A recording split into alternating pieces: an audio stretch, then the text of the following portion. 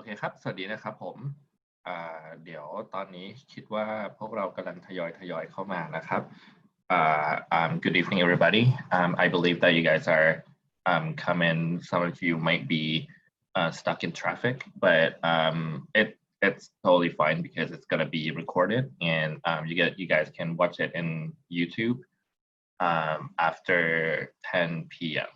So I believe that I'm just going to go ahead and start this session. And thank you very much for coming. Okay, all right, tonight we're going to start, going to be discussing about the credit risk modeling. โอเคนะครับเดี๋ยวเราจะลองพูดถึงความเสี่ยงเรื่องของเครดิตกันนะครับ so I already sent you the materials for tonight. It's going to be quite a few materials that I want you to look at. But I believe that it's going to be very practical and it's going to be something that you guys hopefully will appreciate, and we will be able to do a basic credit risk modeling after this session. This session there will be no homework on this session, but I really I encourage you to really look at it after the class, and if you have any questions, please feel free to ask me afterwards. You guys can do that, and the reason being that it's going to be on the final exam as well.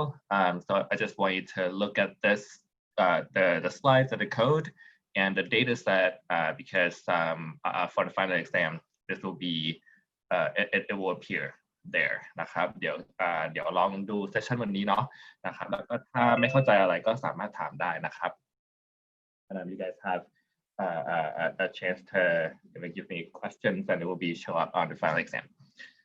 โอเคนะครับงั้นเดี๋ยววันนี้นะครับyou guys have the slides, right? This is the slide. I have the PDF version. The data set, it's from a small business administration in the US. The full data set, excuse me.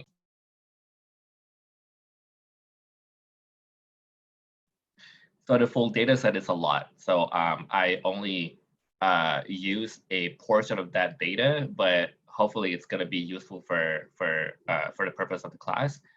There's a paper explaining the variables as well. So I'm not going to look at that paper in detail, but after the class, you guys are encouraged to look at that paper to fully understand what's going on in the data set. And hopefully you guys can just go back and kind of play with the data before the final exam. And there would be the R code, and please use the new one I just sent you because the old one got a few bugs. นะเดี๋ยวใช้อันใหม่นะครับ All right, so I believe that I can start the session today. So we're going to be talking about credit risk modeling. Okay, and I named the session Credit Risk Modeling Playbook because it is very practical and it is not something that very theoretical. However, you know, what you need to know up to this point, I hope that you guys are comfortable with multiple linear regression. If you are comfortable with that, that's fine, right? This is going to be the extension of what you already know from the econometrics class, which is only up to the multiple linear regression. Okay, and I want you to be comfortable with R, which I believe that you guys already done it in multiple settings, right? But today is going to be a lot of code, but the code that I sent you guys just play along, right? And I will carefully explain each line, what it does, and hopefully you guys can kind of play around with it and understand what's going on in the big picture. Okay, all right, so let's look at the big picture here. So credit risk, right? So credit risk is basically the risk that the borrower, right? So you're the lender. The borrower will not pay you the money, right? It will. There's a probability of default, right? So the other person might not give you back the money. Whether or not it's going to be fully default, meaning that you're going to lose, 100% of your money that you lend to the other person, or it could be partially too, right? So เขาอาจจะคืนเงินไม่เต็มหรือเต็มจำนวนเลยก็ได้นะครับ So So that's credit risk, right? So when you lend someone money, you hope to get the money back, right? But this could potentially happen. So since this risk is going to happen in the future, and if you're afraid that the other person will not give back to you, then to be able to understand what's the likelihood of the risk is going to happen, right? What's the likelihood of the person will not give back your money, right? So that's one thing that you want to know. And the other thing that you want to know also is that if they're not willing to, if they're not going to give you back money, how much that will you get recovered, right? How many percentages, right, will you get in recovered? So that's the main idea of what we're going to talk about tonight, is that we're going to answer two questions mainly, right? Is that how to measure the probability of the other person will not give back you money, and if they're at default, how much money you will get in return. Okay, that's a very simple idea. So when we talk about credit risk modeling, there are three terms that I want you to understand. Okay, there are EAD, PD, and LGD. EAD, it stands for exposure at default, meaning that what is your exposure? How much that you lend to the other person, right? So the time exposure can actually vary. So it depends on what kind of contract that you entered into between you and the borrower, right? It could be just a straight debt, it could be mortgages, it could be bond, it could be so many things, right? But you can think about just like a zero coupon bond, for example, right? Where you borrow money through bonds, and you are expected to pay back at the end of the time to maturity, and in 5 years, 3 years old, or so, right? Or you could think about like a credit card debt, right? So exposure meaning that what's the amount that you use on your credit card, right? Whether you're maxed out or you use a part of it, right? So that's kind of exposure. Or it could be a line of credit that if you're a business, then you have a line of credit with the bank, right? So it's kind of credit card, but for corporate, right? So that's the kind of exposure. Okay. So exposure is relatively known. Why? Because you actually know from the contract that how much you lend to the other person or how much you borrow from the other person, right? So it's kind of relatively known at time zero, right? So it's like today you kind of know what's the exposure that you have, right? So for example, I could lend the other person 100 million baht. So that's basically the exposure, right? If you so in this class, I just gonna take that as a given variable, so we don't have to worry about the exposure at default, right? But in the real setting, there could be a lot more complicated issues than that. For example, what would be the exposure a year from now, right? What would be the exposure if given the contract changes, right? Because the contract can be structured, it can be complex, it can be it can change, right? Because the terms are different relative to whatever contract term put on the contract, okay? But for the purpose of this class, I'm not going to talk about that in detail. So I'm just going to take that as given. So you can think about, okay, the bank lend a firm some money, right? Using a straight debt contract, 100 million baht, for example. So that's the exposure, right? That exposure could be subject to credit risk. That exposure could be subject to credit risk. Why? Because that 100 million baht, there's a probability of the other person is going to default, right? What's the probability? So here, the probability of default is the probability of not be able to recover the full amount, right? So if the exposure is 100 million baht, the probability of default is that, okay, if that person give you back 90 million baht, plus interest, okay, plus interest, right?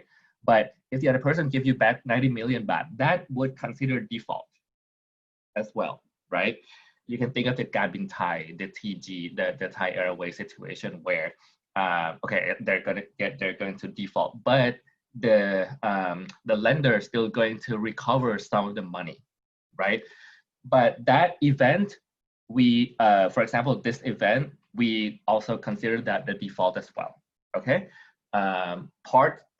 Partial recovery or zero recovery, right? For example, okay, you're not gonna be given back any debt because your contract, your subordinated debt. I think you kind of understand that term, right? You're เป็นผู้ให้กู้แบบด้อยสิทธิ์ใช่ไหมครับ comparing to the preferred debt, right? If your preferred if it's a preferred debt contract, then your the probability of default is going to be lower comparing to the subordinated debt, right? So that really depends on the contract, and that's what I meant by the exposure default terms. Anyways, so the probability of default, whether or not it's going to be partial default or fully default, right? 100% default, we always consider that as a default. โอเคนะครับเบี้ยวไม่เท่าไหร่ก็ถือว่าเป็น default ละเนาะ Okay, and lastly นะครับ once people are once the other person is default, how much will you get back in return, right? You can think of this as a percentage of exposure at default of EAD ใช่ไหมครับ so if there's no default, meaning that the loss of given given default is going to be 100%, right? But if there's a probable default, if in the event of default, then you're not going to get fully recovered. So you probably can get 90%, right? You could get 80%. You could get down to 0%. นี่คือศูนย์นะ 0%นะครับ Therefore, exposure of default, assume known, right? Probability of default, PD, the value could be somewhere between 0 and 1. ใช่ไหมครับ Because the probability has to be, the range of probability is from 0% to what, 100%, right? So that's the so-called unit of the probability of default. What about the unit of the loss given default? Also percentage, right? So you're gonna have the values between 0% and 100%. Okay, so the credit risk impact or the credit risk amount that your own that you have on your portfolio is basically the product of these three values, right? How much do you lend to the other person? What's the probability of that? And then what's the percentages that you can get in return, right? The more the uglier, right? So you have high exposure, high probability default, and high loss given default, then right? So then you're not going to be that's basically you have high risk. Okay,นะครับ. Then the point of this class is to basically find a model for these two guys, right?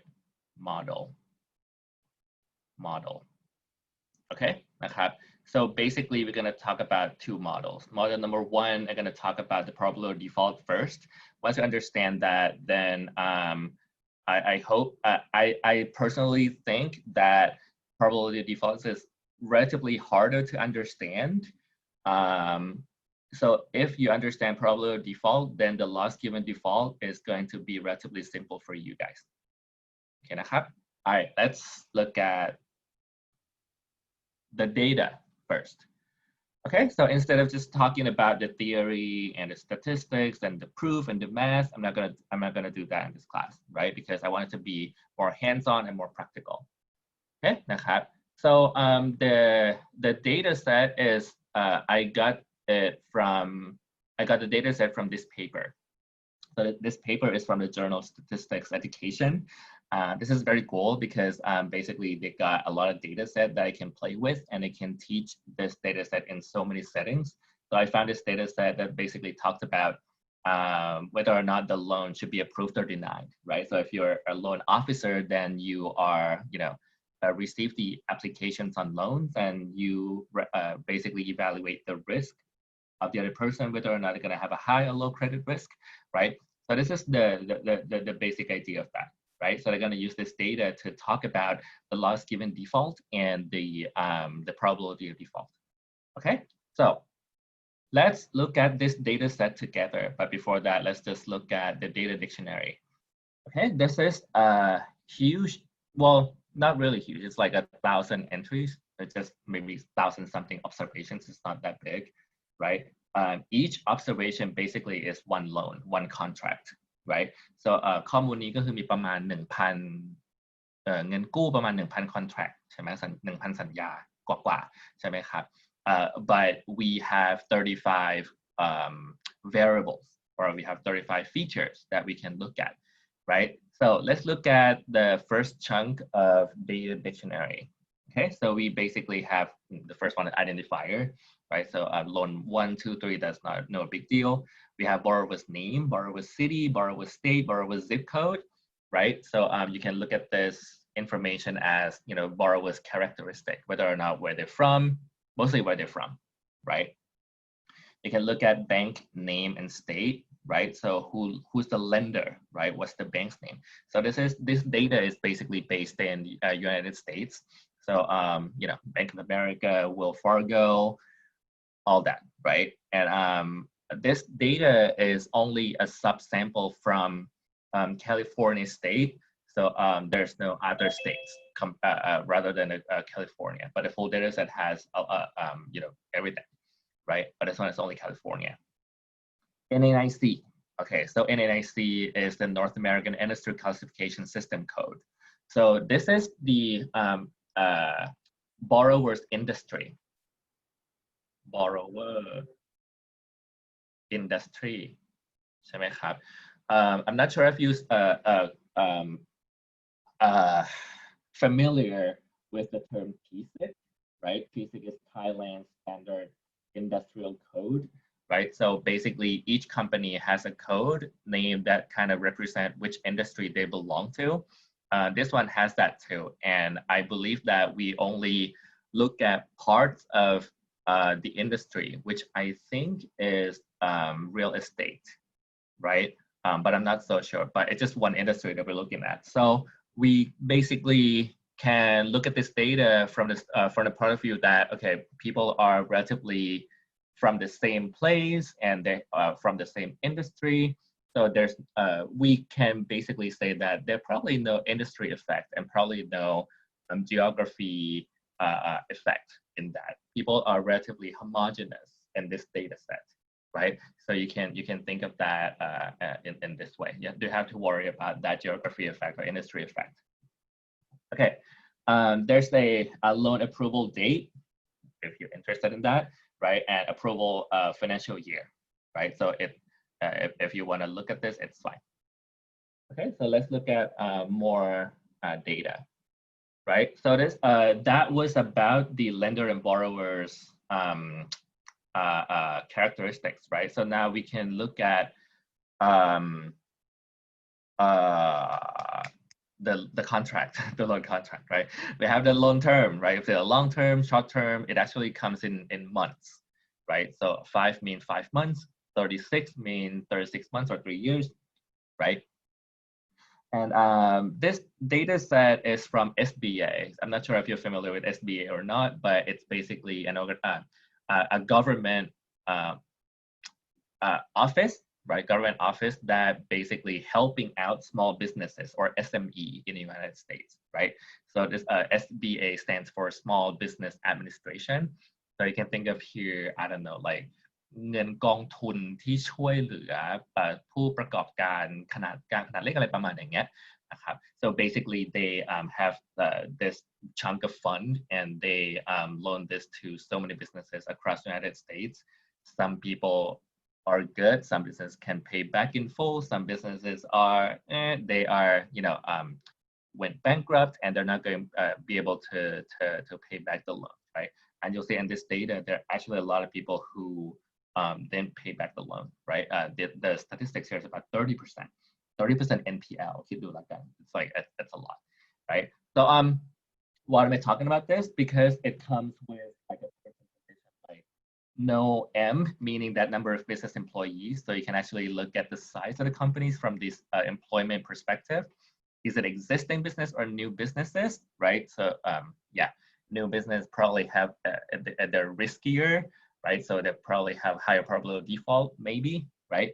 Number of jobs created, number of jobs retained. So one of the KPI for the government is to basically how many jobs they can create. So this is one of those variables that government are looking at as an outcome. But from the debt perspective, I'm not sure if, you know, from this credit risk perspective, I'm not sure if that's relevant or not. Maybe, right? They have franchise code.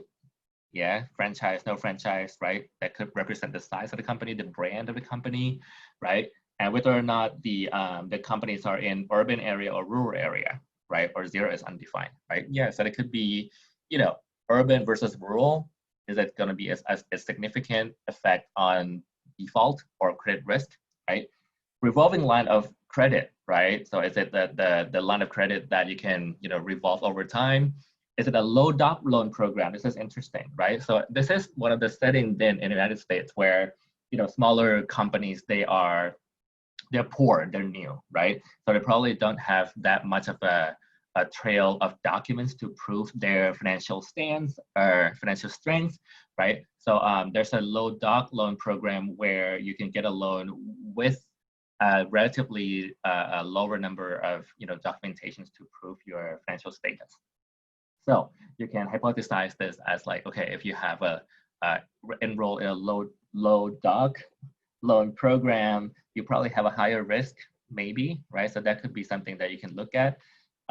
Charge off date. So this is like a write-off. You're familiar with the accounting term, right? Write-off meaning that when you default or you kind of like, hey, I don't have any money. So the lender basically say that, okay, well, all right, that's a loss for me. I'm taking risks. So, okay, I lend you $100 million and you can only pay me back half of it. So I'm gonna write off 50%, right? And this write-off, right? I think เหมือนกับ cut loss อะเอา loss ออกใช่ไหมครับ so that's the date of the write-off, right? There's a disbursement date and disbursement gross, right? And there's a balance gross, if you want to look at that, right? MIS date, loan status charge off. Okay, whether or not it's going to be chart off or write off, written off, right? So it's a dummy variable, meaning that if you're default, then it's going to be written off. If it's paid in full, it's going to note PIF. Okay,นะครับ. And okay, and the lastly, okay, this is the last data dictionary. It's a lot of them. Okay, we have charged off amount. You can actually look at the actual value that they are written off, right? Gross amount of loan approved by bank, right? Bank ให้เท่าไหร่ใช่ไหมครับ SBA's guaranteed amount of approved loan. I'm not so sure about the setting here, but the variable that I want to look at is the GR approved, gross approval by bank, instead of the SBA. You have to look at the paper to understand the setting behind it. SBA, I looked at the data, is lower than the GR approval. Maybe it's something that the SBA will help the small business as a guarantor, right? เหมือนกับเป็นผู้ค้ำประกันอะไรอย่างเงี้ยนะครับถ้าthe loan could be 100 million baht, right? And the SBA could be a guarantor, ค้ำประกัน for maybe half of it, right? So the other half is gonna be passed through to the borrower. I think that kind of makes sense. Okay. Variable name. Oh, okay. Well, this is not. This is my mistake. Okay, you can cross it out. Is it a new business or not, right? Proportion of gross amount guaranteed by SBA. Oh, there you go, right? So this is a gross amount, yeah, 100 million, right? If it's guaranteed 50 million, so the proportion of guaranteed amount is 50%, right? If the loan got collateral backed by real estate, right? มีแบบทรัพย์สินมาค้ำประกันหรือเปล่าใช่ไหมครับ? If the loan is backed by real estate, what would happen? Is the probability of default is going to be higher? If the loss given default is going to be lower? You don't know, right? So this could be an interesting variable to look at. Okay. A recession equal to 1 if loan is active during Great Recession. ใช่ไหม ถ้าสมมติว่า the variable recession equals to 1, meaning that during the time is actually a recession, so probably higher probability of default, higher loss given default. Okay, นะครับ selected. The data selected as training data to build model for assignment, 0 if the data is selected. Okay, this is for the purpose of their own thing. We can do this ourselves, and I will explain to you why in a few moments. Okay, days term. Okay, I was like, what is it? How do you pronounce it? Days term. Extra variable guarantee when creating recession. Extra variable generated when creating recession. Okay, well, you can have to look at the data description for more detail, but I'm not going to care about this variable at the moment. It looks like it relates to this recession variable, but I'm not going to care about at this point. XX, extra variable generated when creating recession. Well, okay, this is another one. Right, I'm not going to care about these two at this point. And our main guy is here, default, right? Equals to 1 if MIS status equals to charge off, and if and 0 if MIS status equal to PIF. And if you remember that, right, that charge off meaning default, right? So default equals to 1 if you have some written off amount from SBA's balance sheet, right? So that's something that we can look at. Okay,นะครับ. So this is our main variable right here, default. This is the credit risk variable that we want to focus on. Oops, what's happening?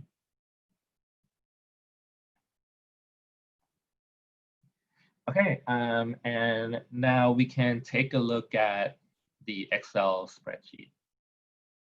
See what it looks like in action.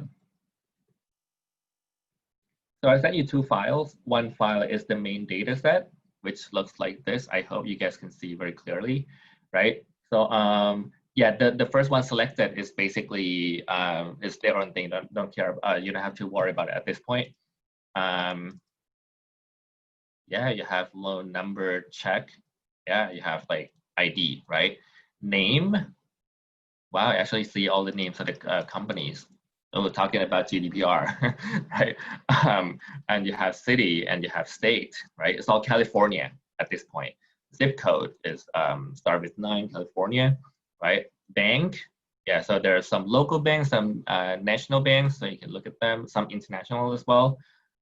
Bank, state, so yes, all local Californian local companies could be lent by banks outside of the California, right? Bank state, NIC, the industry code, right? And the approval date, approval financial year, term, right? And this is the employment, create job, retain job, franchise, urban, rural, right? Revolving line, load document, and so on and so forth, right? And this is the main guy right here, default. Okay, and if you see there are some zeros, and a lot of zeros and some ones, right? What does 1 mean here is that if it's default, then it says that charge off status is here, right? So here PIF, paid in full, right? So there's no default. ถ้าสมมติ paid in full ก็คือจ่ายครบใช่ไหมก็คือไม่ default เป็น 0. If charge off, then you basically default partly, right? So it's going to be noted default regardless, right?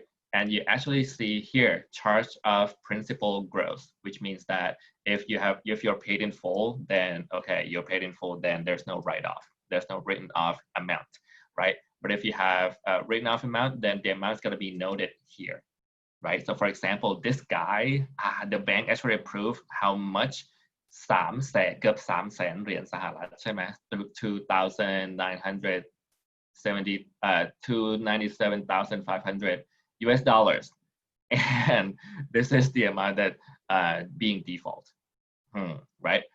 It says that okay, it's in real estate, it's not in recession, right? And this is the amount written off, and you can see that okay, some amount are low, low, low, low, right? What I'm interested though is that I'm not going to be interested in the amount itself, but I'm going to be interested in LGD, the loss given default, right?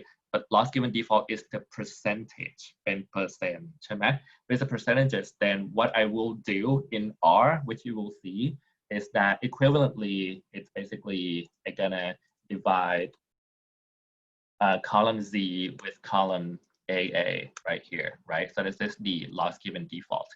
Right here, basically what they say, I'm gonna say this LGD, right? 0%,ใช่ไหม? So this guy is what, 83%, 94%, 99%, right? So this is gonna be the variable that are gonna be created in R later on, but yeah, you'll see what's going on here, right? The variable that I'm looking at is default probability default here, AJ, ใช่ไหมครับ? And LGD, loss given default, column AB right here, right? So what I'll be talking about is I'm gonna be talking about how to come up with a credit risk model to estimate the probability default and to come up with a model to estimate the loss given default. That's the two things that we're gonna be talking about, okay? We can maybe look at the feature of probability default. Okay, I'm not sure if you see on the lower corner of the screen right here, the average of default, right, is 32.63%, right?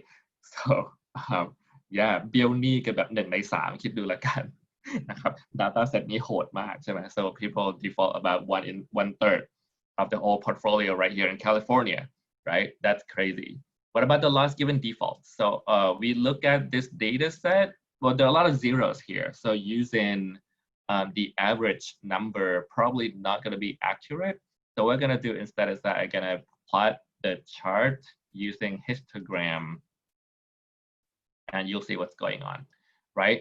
So this is 0. So actually a lot of people are, good, right? This is the 2/3 of the people who paid in full, right? But those who are not paid in full, right? So there's going to be some written off, and the amount is kind of skewed towards the right side of the chart. This is a left skewed distribution. If you only consider this part without the 0, right? We can disregard the 0, right? This is a left skewed distribution. It's not going to be always, it's not always going to be like this, by the way, right? But it just happened that this data set kind of showed the left skewed distribution. This data set is nice, it's already clean. So we can display this data set with ease, right? So LGD without 0 is left skewed, right? So that's the challenge, right? How do we model such a left skewed distribution, and how do we model the probability of default? Okay, all right, then, all right, gonna close this, and then we can go back at what we're going to do next is that I'm gonna talk about the data preparation. And from now on, I'm gonna be talking about R, right? So hopefully before the break, I'm gonna be walk you through all these data preparation steps. And then after the break, I'm gonna talk about the PD and LGD modeling.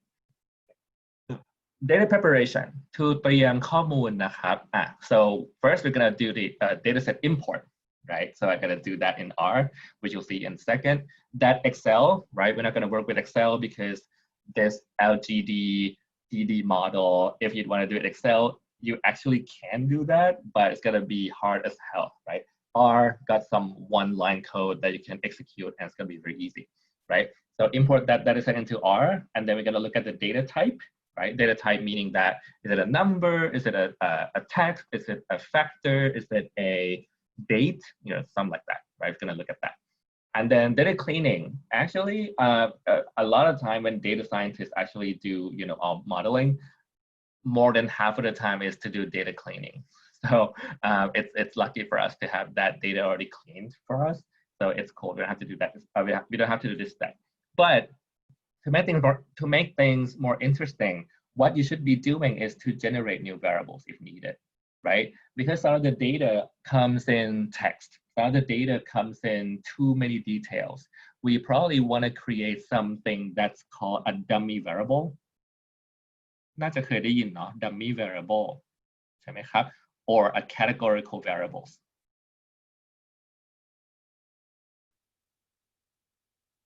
So these variables are very useful in modeling, right? And I will show you how to generate it and how can you tell a story from these variables. It's going to be much more, it's going to be much better if you use dummy variables from a storytelling point of view, right? It's much nicer, okay? And it has some, like, how to say that word? A business implication out of these variables too. Okay, so I'll show you in a second. And okay, so once you prepare all the data, right? So we're gonna look at the data summary statistics, right? And the steps for modeling, not only for credit risk modeling, for any modeling, right? So I have the data.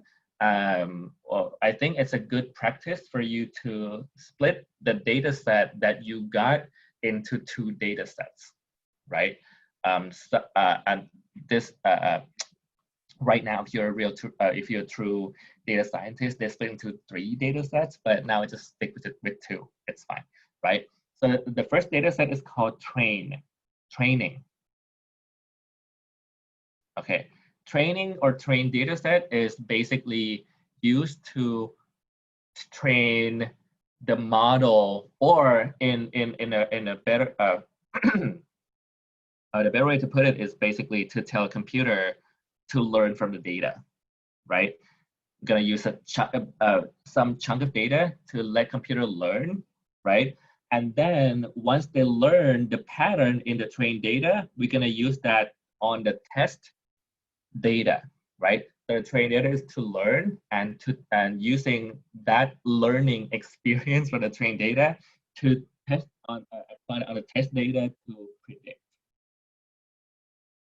Okay, so on trained data, we're gonna learn, and once you learn it, you're gonna predict on the new data set, which is called test data set, right? So that's what we're gonna do today on both LGD modeling and PD modeling. Okay, now let's go to R. Yay, I hope it's a fun part. Is there any questions so far? Please raise your hand, or maybe ปิด microphone ได้นะครับ if you have any questions.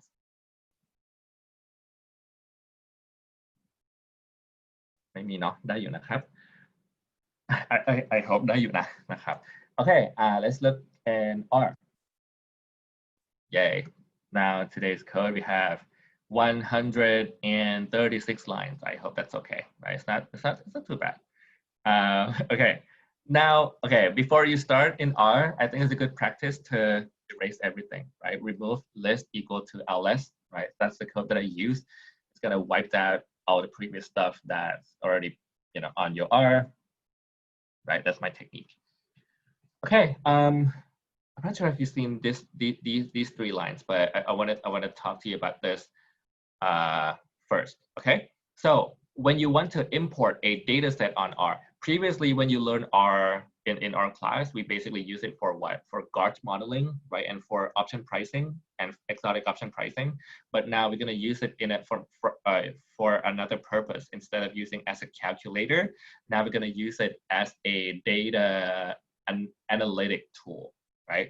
So first, what we have to do is that we have to import the data set into R, right? We're not gonna, using fancy functions to calculate option pricing now, right? We're gonna have a raw material, which is the data first, right? So to import data, there are many ways. The easiest way for those of you who are using RStudio is that there's in here environment, you can see this function called import dataset, right? You can click on it, and there are many types of data set that you can import it from, right? You can import from SPSS, SAS, right? Or Stata, right? So if you're in firm, I believe that SAS could be a thing that you wanna use if you connect to the big database within your firm. However, if you only have Excel, or if you have CSV, right? If you have an Excel file, XLSX type file, right? That Excel file, you use this from Excel, you click on this, right? But now I have a CSV file. So CSV is basically a text-based file, which is very light, right? So instead of from Excel, I'm gonna use from text, right? So I click on this, And then I'm gonna go to desktop, which is a lot of stuff. OMG ทำไมเยอะขนาดนี้หาไม่เจอ Okay, here's my SBA data set, right? Click on it, open.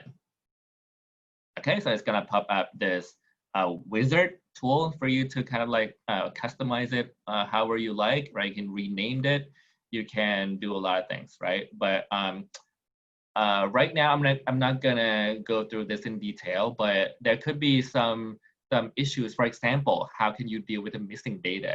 Now, luckily, there's no missing data. Data is very clean, right? Or sometimes the data comes inภาษา Thai. It comes in Thai language. So you probably want to change your encoding, right, to Thai language or something. Or sometimes your data doesn't come with the heading, right? So now automatically it recognizes that the first row is the variable's name. It comes with heading, so it's yes, right? And is separate by comma, which is basically the CSV, right? Comma separated value. So yeah, just gonna leave it at this, as this, right? Strings as factor, meaning that if there's some variable that are strings, which is text, right? ถ้าสมมติบางตัวแปรเป็นคำศัพท์เป็นภาษาอังกฤษเป็นตัวอักษรใช่ไหมนะครับ then the computer, the R program will automatically recognize that it's a categorical variable, and we can import those variables as string, as factors, given there's no typo, right? Since the data is clean, then let's just do that, right? Because the data is already clean. So strings as factor, why not? Okay, import, done, right? That's it.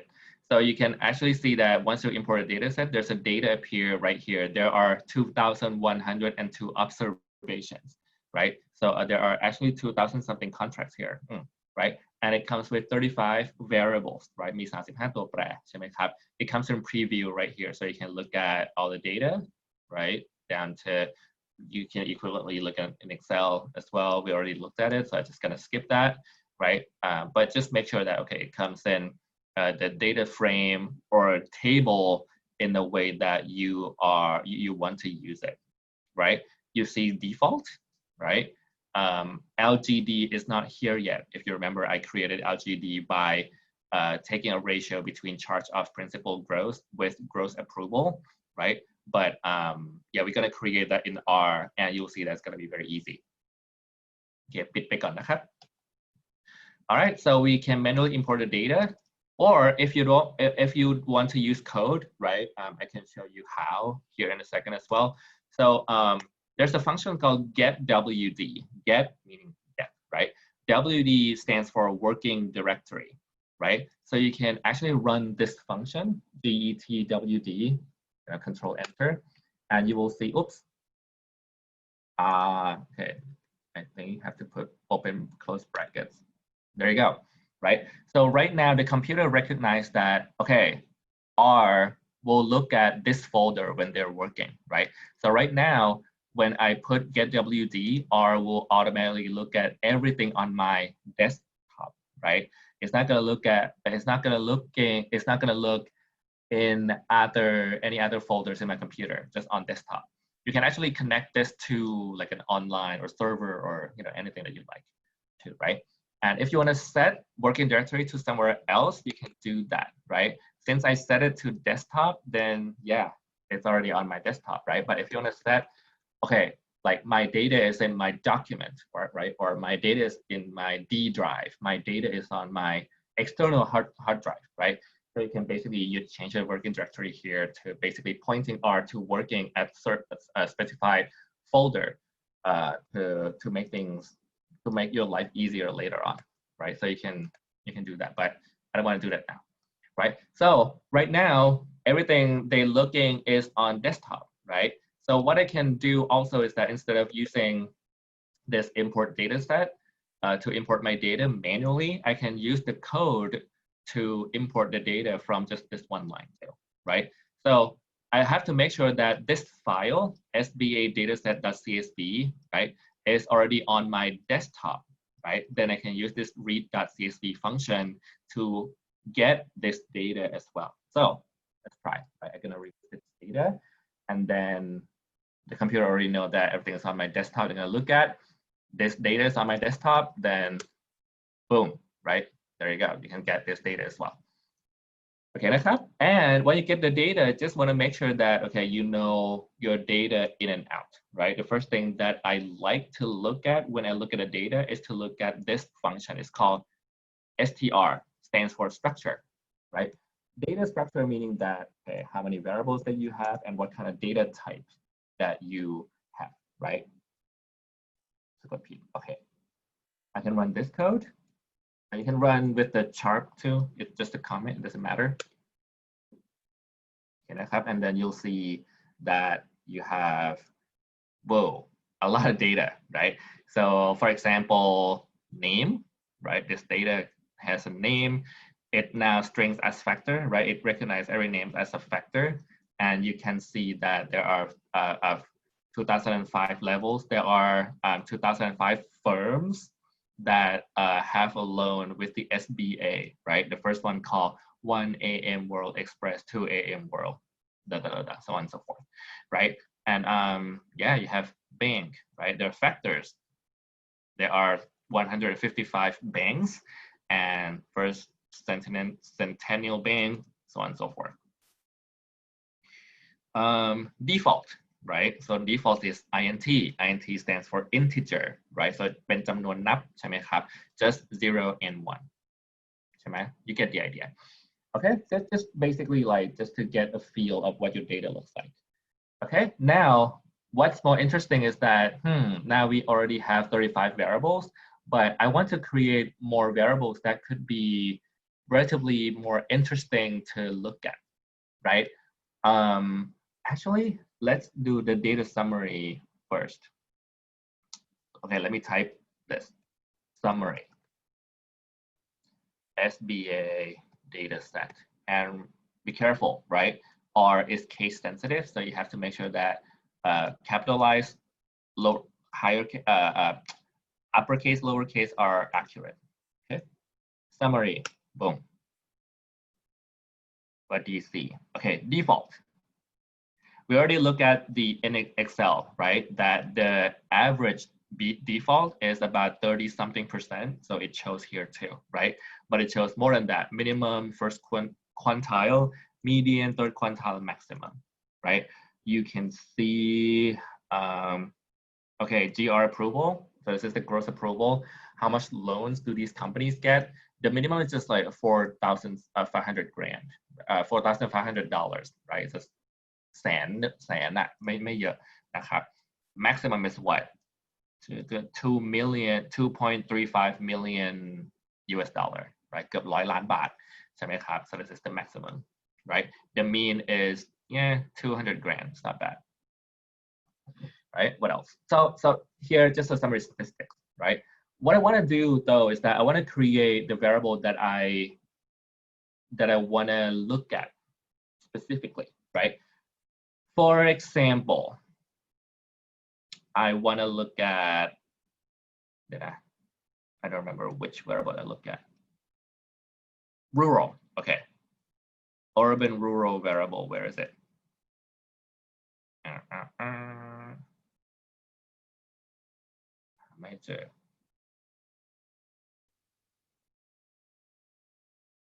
There you go. Okay, here. Minimum is 0, first quintile is 1, median is 1, mean is 0.9. You have to be careful what it means, right? Like numbers 1, 2, 0, what do they mean, right? So maximum is 2. So we can basically go back to the data dictionary. Data dictionary is where? It's actually on the other Excel spreadsheet too. Okay, urban rural, text, 1 meaning urban, 2 meaning rural, 0 meaning undefined, right? So if you want to put this into a regression directly, first of all, you could not, because Y is a text, right? Right now, the numbers are recognized as text. So you probably want to convert into a number first, right? Secondly, it's not a dummy variable from the dummy variable. If you look at the dummy variable, there should not be 3 values in here. There should only be 0 and 1, right? So what I want to do is that I want to create another variable called rural, and that number, that variable will take a value of 1 if the borrower is from rural area, and it's going to be 0 if not from rural area, which could imply urban or undefined, right? So here's what I'm gonna do.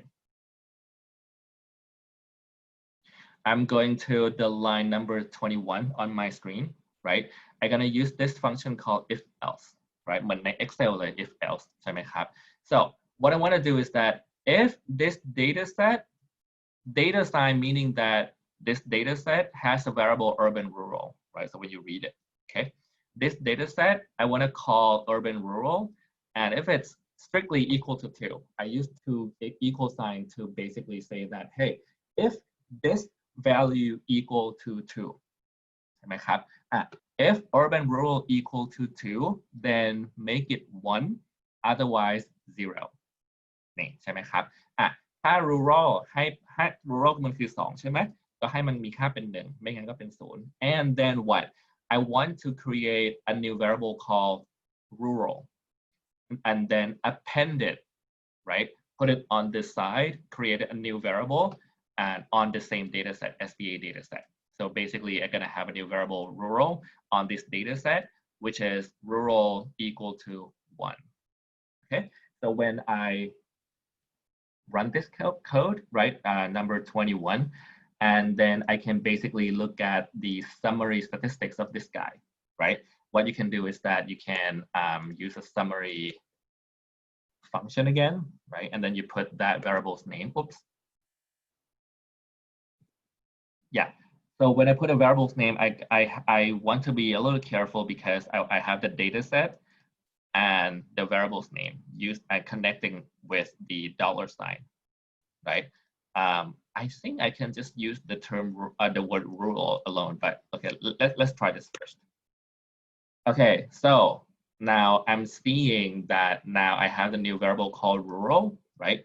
Minimum is 1, maximum is minimum is 0, maximum is 1, the mean is 0.06. What does it mean? It means that 6% of my data set, right? The borrower comes from rural area, right? The 93 something percent that come from urban or undefined, right? So mostly they are urban.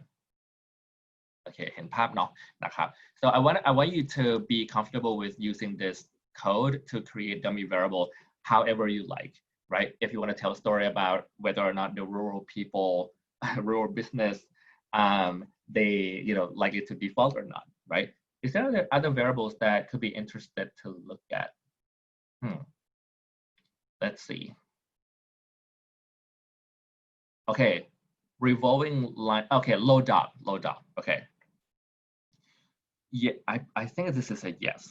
Okay, what do they say here? It says that there are 41 people are low doc loan and 2,000 something people are not low doc. Okay, one thing from my experience, the proportion is really uneven, right? It's not like a 10% versus 90%, right? This is like a very low number. Then they're not interested to look at because they have low degree of freedom. มี degree of freedom ที่ low ใช่ไหมเหมือนกับว่าตัว observation มันน้อย just low number of observation, so it's not interesting to look at. We can look at revolving line of credit. Yeah, I think it's a yes, right? Yes, 737 people have a revolving line credit. Let's confirm that with the data dictionary. Yes mean Y, N is no, right? So let's just do that dummy variable creation again. Okay, so same thing. And I'm gonna ignore all T stuff because I don't know what they mean. Right?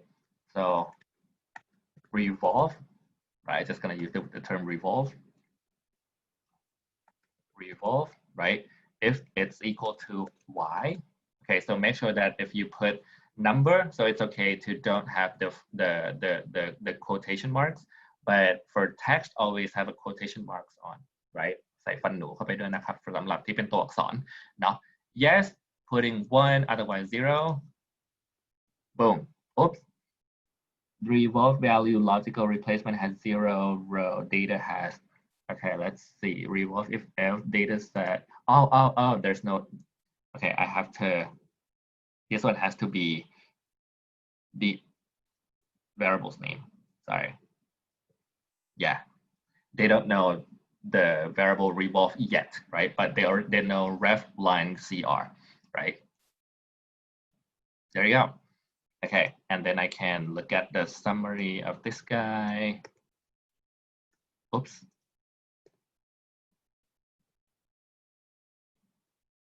Boom, right? Around 35% got revolving credit. Okay. Yeah, so this could be another variable to look at. Okay. And number 23, this is actually the highlight because I want to create the variable called LGD, right? And I call this percent charge off, right? Or basically is the loss given default variable, right?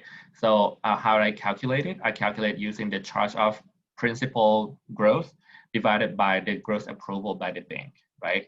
So that's going to be the percentages that we looked at in the Excel just now. Okay, and we can basically do the histogram, and then you will see that it's basically the same picture that we saw in Excel, right? So let's do histogram of this guy using function hist. I hope you guys are already familiar with this function already. There you go. Kun meh? Looks very familiar, right? You got a lot of zeros, and then you kind of like see the trends of left skewed trend of people who are, you know, not paying back money, right? A lot of people not paying back in full, and it's kind of like sliding, and a lot of zeros, meaning that, okay, this is a good guy, right? They're paying back debt in full amount. Okay, this, you can be creative here. You can create any variables that you like. Okay, now, I want to split the train and test data sets. Why? Because I want to build a model on the training data set, and I want to test it or predict it using the test data set. I want to see the performance of whether or not the trained data set, the model that I built on a trained data set is good, right? So how I do it? So instead of splitting the Excel sheet into two parts, I want to do randomly. I want to do random assignment of each observation. So it's like you toss the coin every single time, right? Whether or not, okay, this guy train or test, boom. This guy train or test, boom, right? So I want to do that a random assignment. So to achieve that, I use these 4 lines of code. You can look at it, or you can basically you'd have to be serious about that, but here's what I do.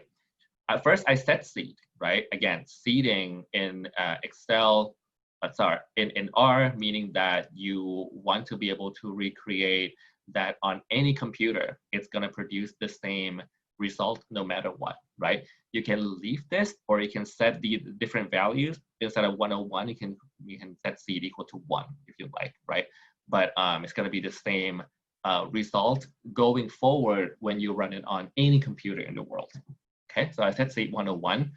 Hopefully you and me, you guys get the same result. Okay, sample, right?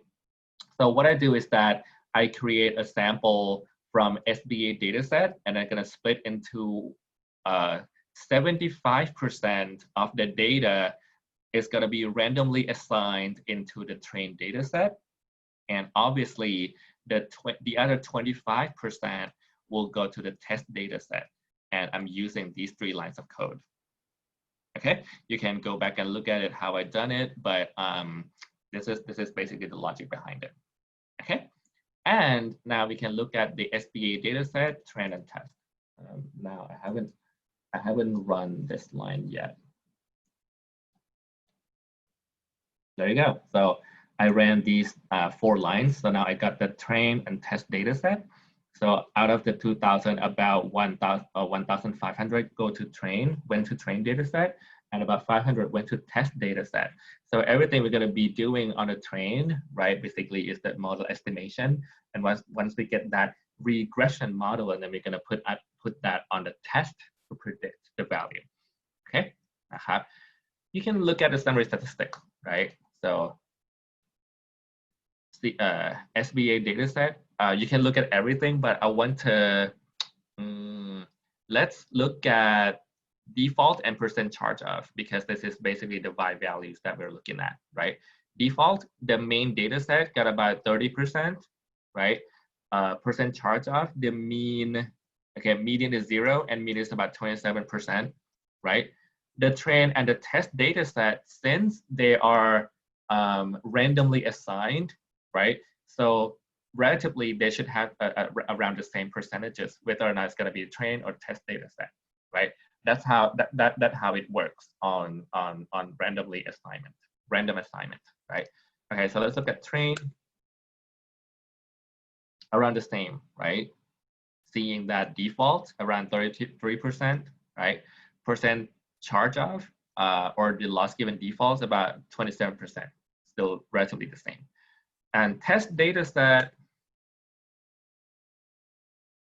around the same too, yeah, 30% versus, okay, yeah, 26, yeah, very like by hair, right? We're very small change, but basically they're the same, right?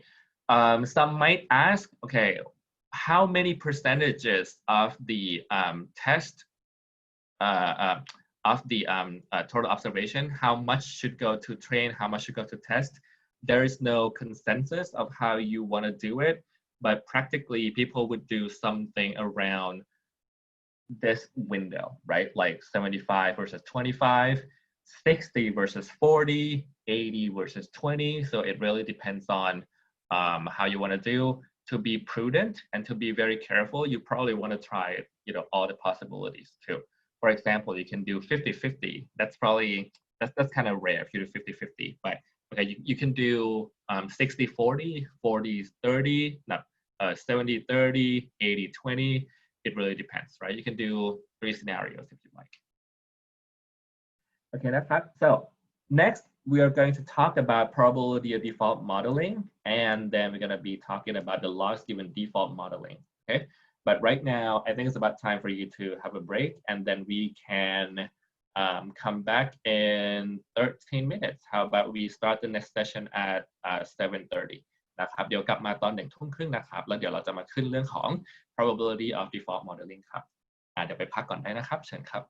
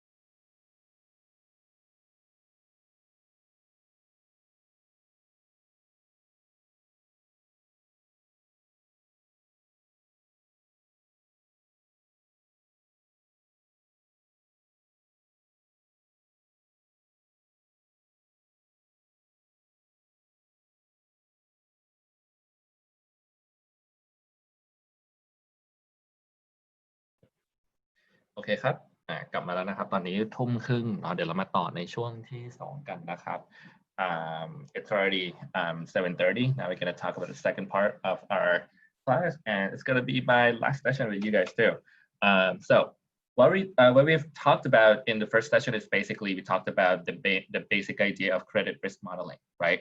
So when you want to know how much credit risk that you have on your portfolio, then you basically have to look at 3 variables, right? Which are EAD, exposure at default, and times probability of default, right? Or what's likelihood of the default going to happen, and what's the loss given default, right? Or if you have default, then how much will you lose? So to basically calculate the size of your credit risk, you basically combine those, multiply those 3 terms together to get the size of the credit risk, right? So once you know that size of the credit risk, then you will, based on Basel regulation, is it regulation or Basel convention, right? Or standards, or from the solvency point of view, from for insurance company, financial institutions, right? So you basically have to make a reserve, right, on that amount of money to basically ensure that you guys are safe, right? So yeah, so that's how you can manage the risk. But to evaluate the size, you have to multiply those 3 terms together, right? So once you have those 3 terms multiplied, then the question being, how can you calculate those 3 terms, right? EAD is basically assumed to be known, right? It's kind of easy to know what's the exposure that you have. However, it depends on the contract, it depends on the feature of the contract, it depends on time, it depends on scenarios, that there could be more complicated things on EAD. But right now, for the purpose of this class, it's going to take that as given, right? So the 2 terms are probability of default. That probability of default can be estimated, which we will discuss afterwards, and also the LGD, loss given default, can be discussed, will be discussed in this class, okay? We are working on the small business administration data set, and we already talked about the data description. We talked about how to operate that in R, and now we're ready to go forward on the next session.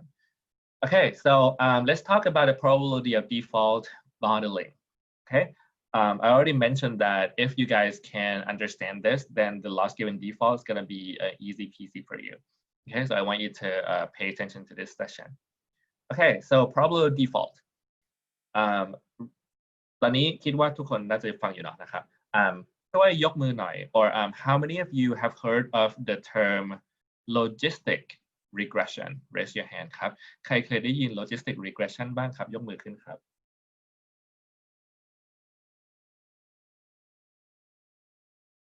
โอเคที่ยกมือนี้ขอตัวแทนสักคนได้ไหมครับได้ยินมาจากไหนเคยเรียนในวิชาของ finance ไหมหรือว่าwhere have you heard the term or what did you learn from other MSF classes ขอสักคนได้ไหมครับ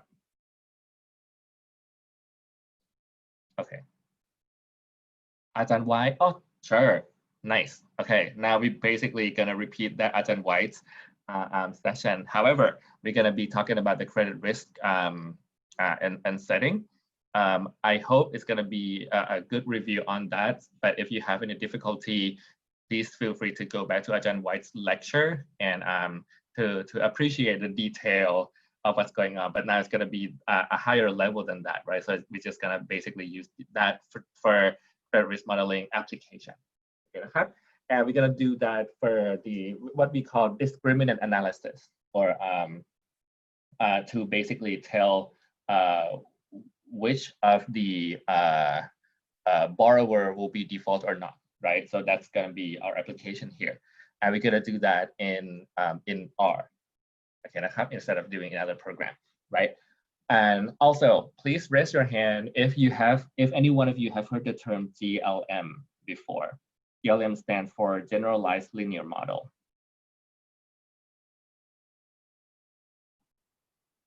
ไม่เคยใช่ไหมOkay, so generalized linear model is basically a family of models that one of which is logistic regression. too. Logit model is actually part of one of the generalized linear model. Okay, so I'm going to talk about this model in the big picture. So once you get the logistic regression, which I believe that some of you already heard that, right? And then we're going to be using this term. Then we're going to be applied it to another session in the loss given default, right? It's going to be somewhat GLM function, right? Instead of calling logistic regression, we call it a beta regression. เห็นไหมการรัน regression แบบ beta นะครับ so we're going to talk about that same picture. Okay, so instead of looking at this, I want to actually share a whiteboard with you guys. I'm going to write it down, and I hope it's okay for you. Okay,นะครับ. So I want to give you a quick review of what logistic regression is.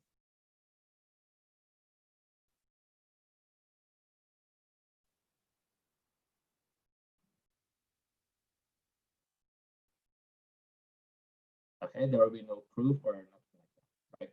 There will be some equations, and I hope you guys understand what's going on.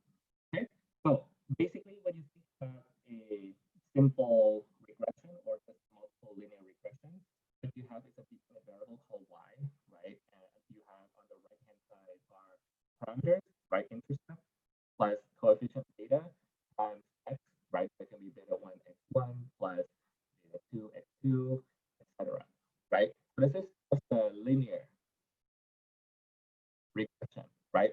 Where y, right, is a dependent variable that can be protected or can be explained from the x variables on the right-hand side.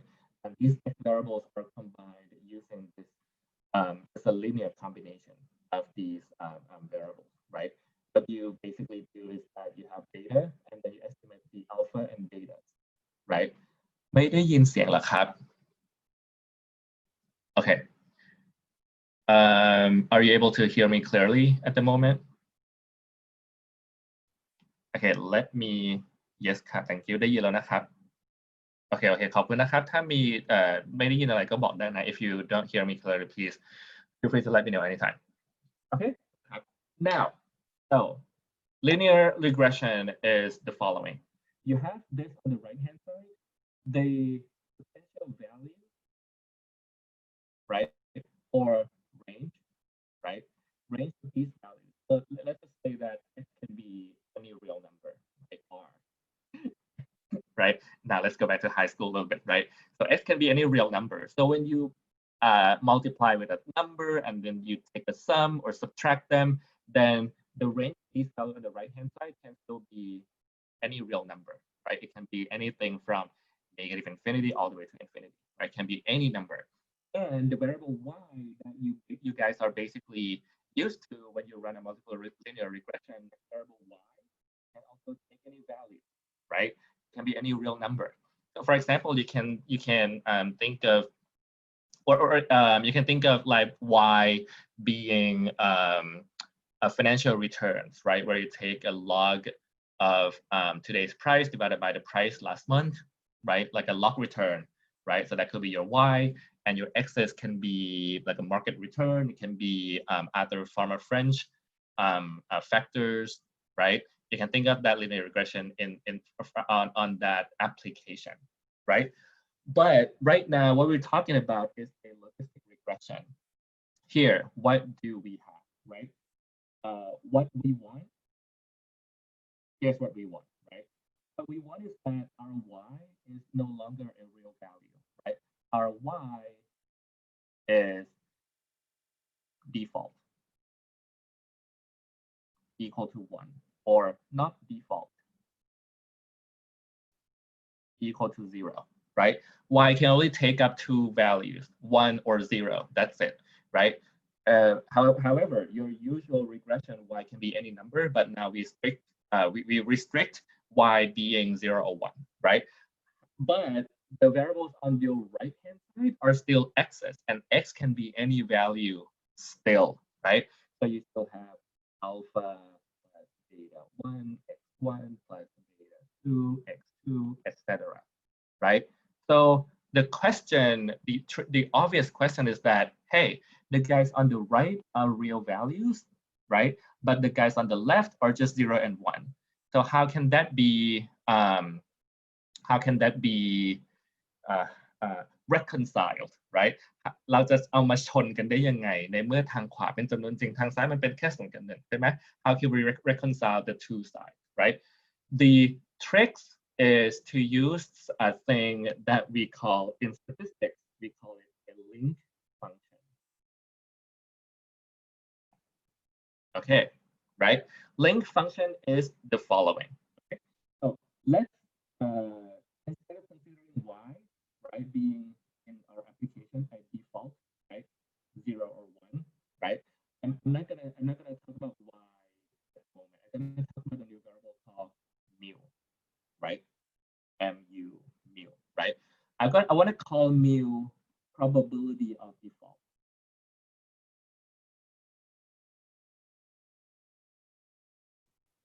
The default, A-U-L-T, right? So instead of talking about y, 0 or 1, default or not default, right? I want to talk about mu instead, and mu is represent probability of default. So when you hear the term เสียงเบาเป็นช่วงๆนะครับ okay, let me do this instead. Okay, I'm gonna fix it. 1 second. Leave computer on.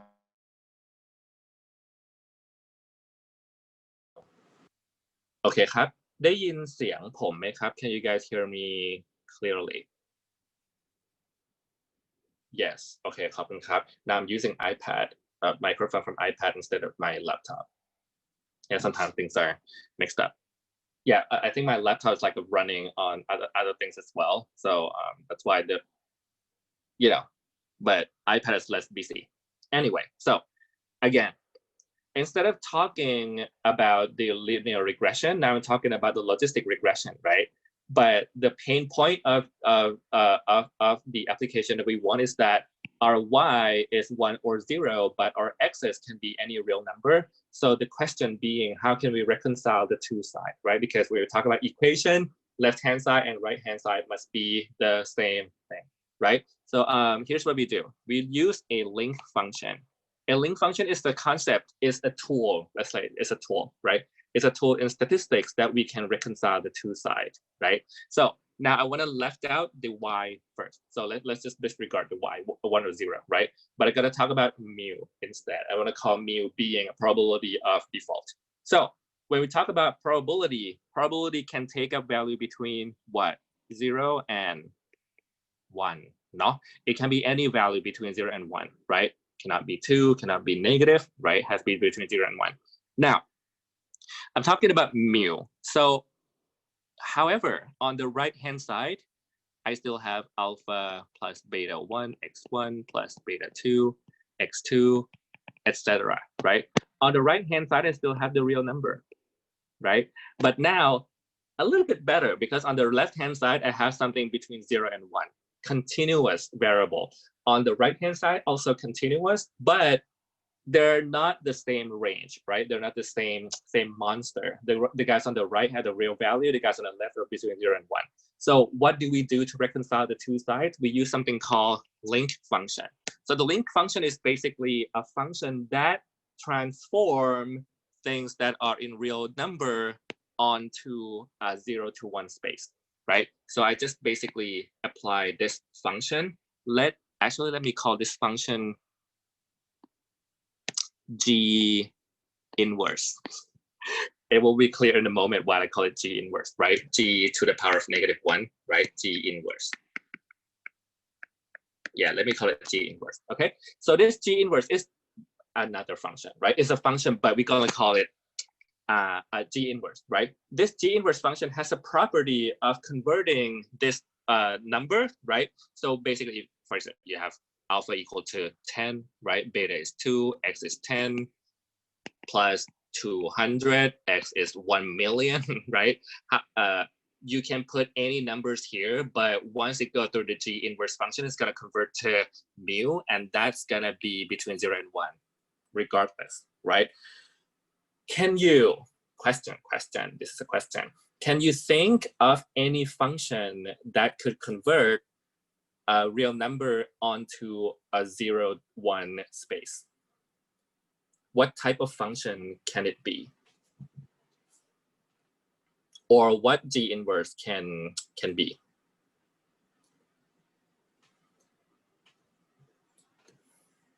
Okay, it might not be trivial to you at this point, and I'm not sure if you have taken any probability theory class. Anyways, it can be any function, by the way. Yeah, but my G inverse function can be any function. But from the statistical point of view, there are types of function that has a nicer property, right? So sometimes the popular choice of this G inverse function, we basically can use something called a logistic function. Why do we use logistic function? Because it's convenient. That's it. Like from the mathematical perspective, using logistic function, it involves exponential, it involves something that is really nice. So when we use it on another application, when we try to do some theoretical proof, it's kind of easy to work with, right? So instead of a G inverse function being anything, sometimes people use logistic function because it's nice. It has a nicer property. That's it, right?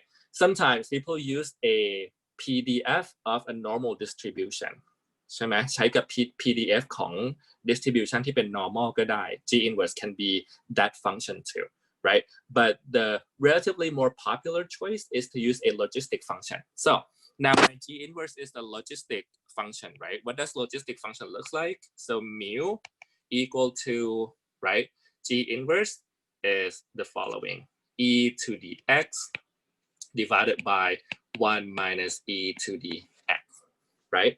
And instead of putting x, okay, this is logistic function. It's just a name of the function, right? You can have a Cham function, you can have Istariya function, you can have Yas function, right? This is just another function that just happens to have a nice property, right? Why is it nice property? Because it guarantees that if you put any x value, right, the output of this function is always going to be bounded between 0 and 1, always, whether or not it's going to be negative or positive value, right? That's why it's nice. Okay, and it's nice because it involves the feature of exponential. You can use a property of a ratio, many things, right? And instead of having x, I'm going to change it to alpha plus beta 1 x1 plus beta 2 x2, etc., right? Alpha plus beta 1 x1 plus beta 2 x2, etc. That's it, right? So this is basically what I want to do, right? I'm transforming my alpha beta 1 x1, this linear combination that has the range of r, real value, right? I use the logistic function to transform it into the 0 to 1 space. Yeah, that's all I do, right? Now, this is a logistic function. Right? It can be any function, but now let's just stick to this logistic function because it's nice. Okay, again, my ultimate goal is basically to match default and probability, right? And now we have this.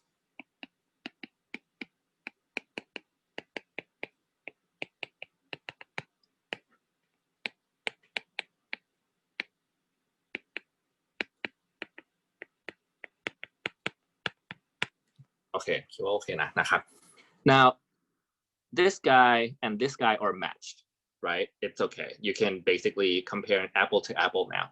But this guy still don't, right? Why? Because y only takes on 2 values, 0 or 1, right? Default or not default. But our mu has a value anything between 0 and 1, right? Because it's a probability. You can have 0.2, fine. You can have 0.3, fine. You can have 0.00001, fine, right? But this one, discrete, only 1 or 0. Then how can we reconcile that? Again, we cheat, right? As the statistician, right? We always cheat, right? What do? Then here we use the link function, right? Now we're gonna use another type of function here. Let me call it h on top of mu, right? What does this h function do? It will convert mu, right, onto 1, right? Let me do this, right? Let me write this explicitly.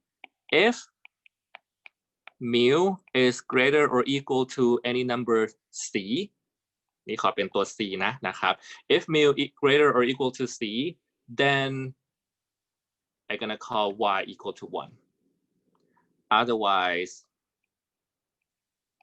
is what? Mu is less than c, right?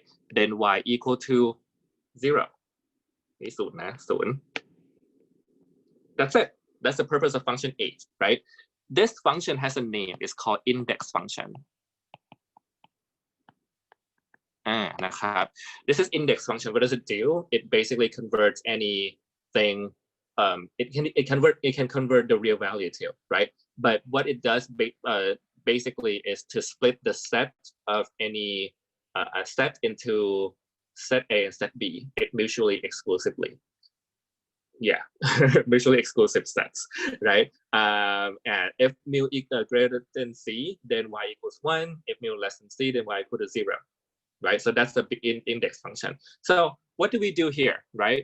Initially, we have the linear function, but on the right-hand side, we have 1 and 0, right? Default or not default. To basically transform this value onto the 1, 0, 1, onto the 1 or 0, we use two functions. One is link function, right? Link function, and the choice of link function here is the logistic function. Second, once we have the logistic function in place, we can still not reconcile between the mu and the y because y has already 1 and 0. Then what do? Then we use the index function. That index function has the parameter called c, right? This c, or let me call a name cutoff. Me cutoff นะครับ That c is given, right? So once you have that c, and then hey, now you can transform that into our y, right? You can think of c as another parameter that you have to estimate. Okay, that's the heart of our logistic regression. Okay, you can think of it from the point of view like a production function, right? You have x1, x2, x3, right, as an input, right? And output being y, right? Y called default, right? So default can take only value 0 and 1. So when I use the value 0 and 1, I use the curly brackets right here to represent that the set has only two values distinctly, right? But if I use the 0, 1 right here, that means it's the whole line, right? So this is differentนะครับ be carefulนะครับ Okay, so you can think of it from this diagram, right? Input, and then what? You put it, oops, you ทำอะไร link function G inverse. I'm gonna talk about the inverse in a second, right? Put it into inverse and to get mu, right? This mu is called probability of default. Or what? What does it stand for? PD. That's the PD we're looking for, right? It's basically that mu. And then that mu, we're gonna map it onto y using the h function. And h function, we call it an index function, which has the parameter c or cutoff. And G inverse is our link function. Well, okay, let me explain on the link function why do you have to use the inverse term in just a moment. Okay, so I hope you guys understand this diagram. So far, do you guys have, any of you have any question? มีคำถามไหมครับ? Because I believe that this is the basic picture of logistic function, right? And I really like this picture. First of all, because I wrote it. Secondly, this is how I visualize things in statistics, because I think it's just basically like a transformation, right, from one thing to another, right? Okay, let me explain the link function in a second. So the link function, why do we call it G inverse, right? So basically we have mu, probability of default, right, equal to G inverse, and X. Can I write X beta from like X transpose beta, like a matrix, right? It's the same thing. So when you have inverse here, you can take the inverse and put it on the other side, right? So you basically have the mu equal to what? Transpose beta, right? G is called link function. Yeah, it's kind of weird a little bit to kind of put G mu on this side and call this a link function, but that's like that's just convention of the statistician are using, right? And then when we put it on the other side, then we call it an inverse of the link function. Yeah. So logistic function is the inverse of the link function, if that makes sense. Yeah. You don't have to worry about it, about the conventionality or anything like that. But I hope you guys appreciate this picture, because that's basically what we're gonna do, right? And a lot of you have done it already. Okay, so let's see if I missed anything. I hope not. Okay, let's go back to R and or just a slide to see. Okay, right? To basically do a probability default modeling, right? You basically want to transform the X variable into the Y, right? The data that you have are the X variables, right? The characteristics of the firm, the contract type. You have history of payments. You have all those kind of variables, right? And you want to be able to predict whether or not he or she or the firm is going to default or not, right? The past data that you have, you only have the history of whether or not it's default 1 or not default 0, right? What you want to do is that you want to estimate the intermediary variable called probability of default. Think of that as the, we saw that visually, right? It's basically the thing in the middle, right? This is the thing in the middle that we want to estimate. What's the probability of that guy is going to default? What's the probability of this firm is going to default? We don't know that for sure it's going to be default or not. If we do, then we can make money out of everything, right? We know the future, but we don't. What we can do is that we can only project that on the past data to estimate, take the best guess from what we learned in the past and come up with the thing called probability of default, the mu, right? This is the mu, okay,นะครับ? Then you need the logistic regression model, right? To map out X beta onto mu and mu onto Y. And this is what we need. Okay, นะครับ ตรงกลางตรงนี้เนี่ย this function, the G inverse function, you can use anything, right? So far we've been using logistic function, right? A lot of people actually using standard normal PDF. Standard normal PDF can convert the real value onto the 0, 1 range also, right? And that's, we call it Probit model. ถ้าเคยได้ยินเนาะนะครับ Same idea, right? Instead of using logistic function, we use a standard normal, right? Some people might think that standard normal function is nice. It has a nice property, normal plus normal being normal again, right? So, it depends on the choice of preference, right? As for now, we're going to stick to logistic because it's actually very easy, right? And from mu to Y, remember we have the index function H, right? And it involves the cutoff. Okay, นะครับ Now let's go to R. Let's see how easy it is, right? And when we're using R, let's okay, make sure what we're talking about. We're talking about estimation using the GLM function. GLM stands for generalized linear model, right? GLM is a family of models, right? Logistic regression is just one of them. Yeah, that's just one of them, right? We're going to talk about more in half an hour, right? But now you can think of it as a family of functions, okay? We're going to be able to interpret the coefficients and marginal effects. You don't have to worry about this if you don't remember it.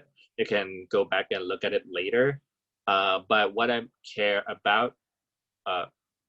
care more about is to be able to predict the probability of default, because that's the value that we're going to be using to come up with the credit risk number, right? Yeah, so I want to focus more on this, and I want you to focus on how to evaluate the model, right? Using AIC on the trained data set and using the area under ROC curve, right, on the test data. I will call you, I will talk to all ROC in a few moments. Okay, now let's go back to R and see what's going on. Yeah, okay, มาถึง R แล้วนะครับ so we're going to start from line number 40 something, right? So now we're going to talk about probability default. Okay, let's see what's going on here. What we have so far is basically we already prepared the data sets, right? Okay, I'm just looking at who send me lines and notifications. Okay, never mind. All right, let's look at R, right? So far, we have the train and test data set, right? So now I'm gonna ignore the SBA data set, right? Why? Because we already split that into two data sets, one being test, right? Later, we use it later, right? But now we're gonna be using this train data set. Okay,นะครับ? So to estimate the model, right? Let's look at line number 48 carefully. Line number 48 has a result called model 1, right? This is the result from estimation, or this is basically the result from the logistic regression. Okay, นะครับ to get the result from logistic regression, what we need is to use a function called GLM, or the generalized linear model function, right? That generalized linear model function has at least 3 inputs. The first input is the equation or the model, right? The second input is the family of the model itself, right? Now, we're using binomial because of the following reason. Because y, the variable y, or the default, right?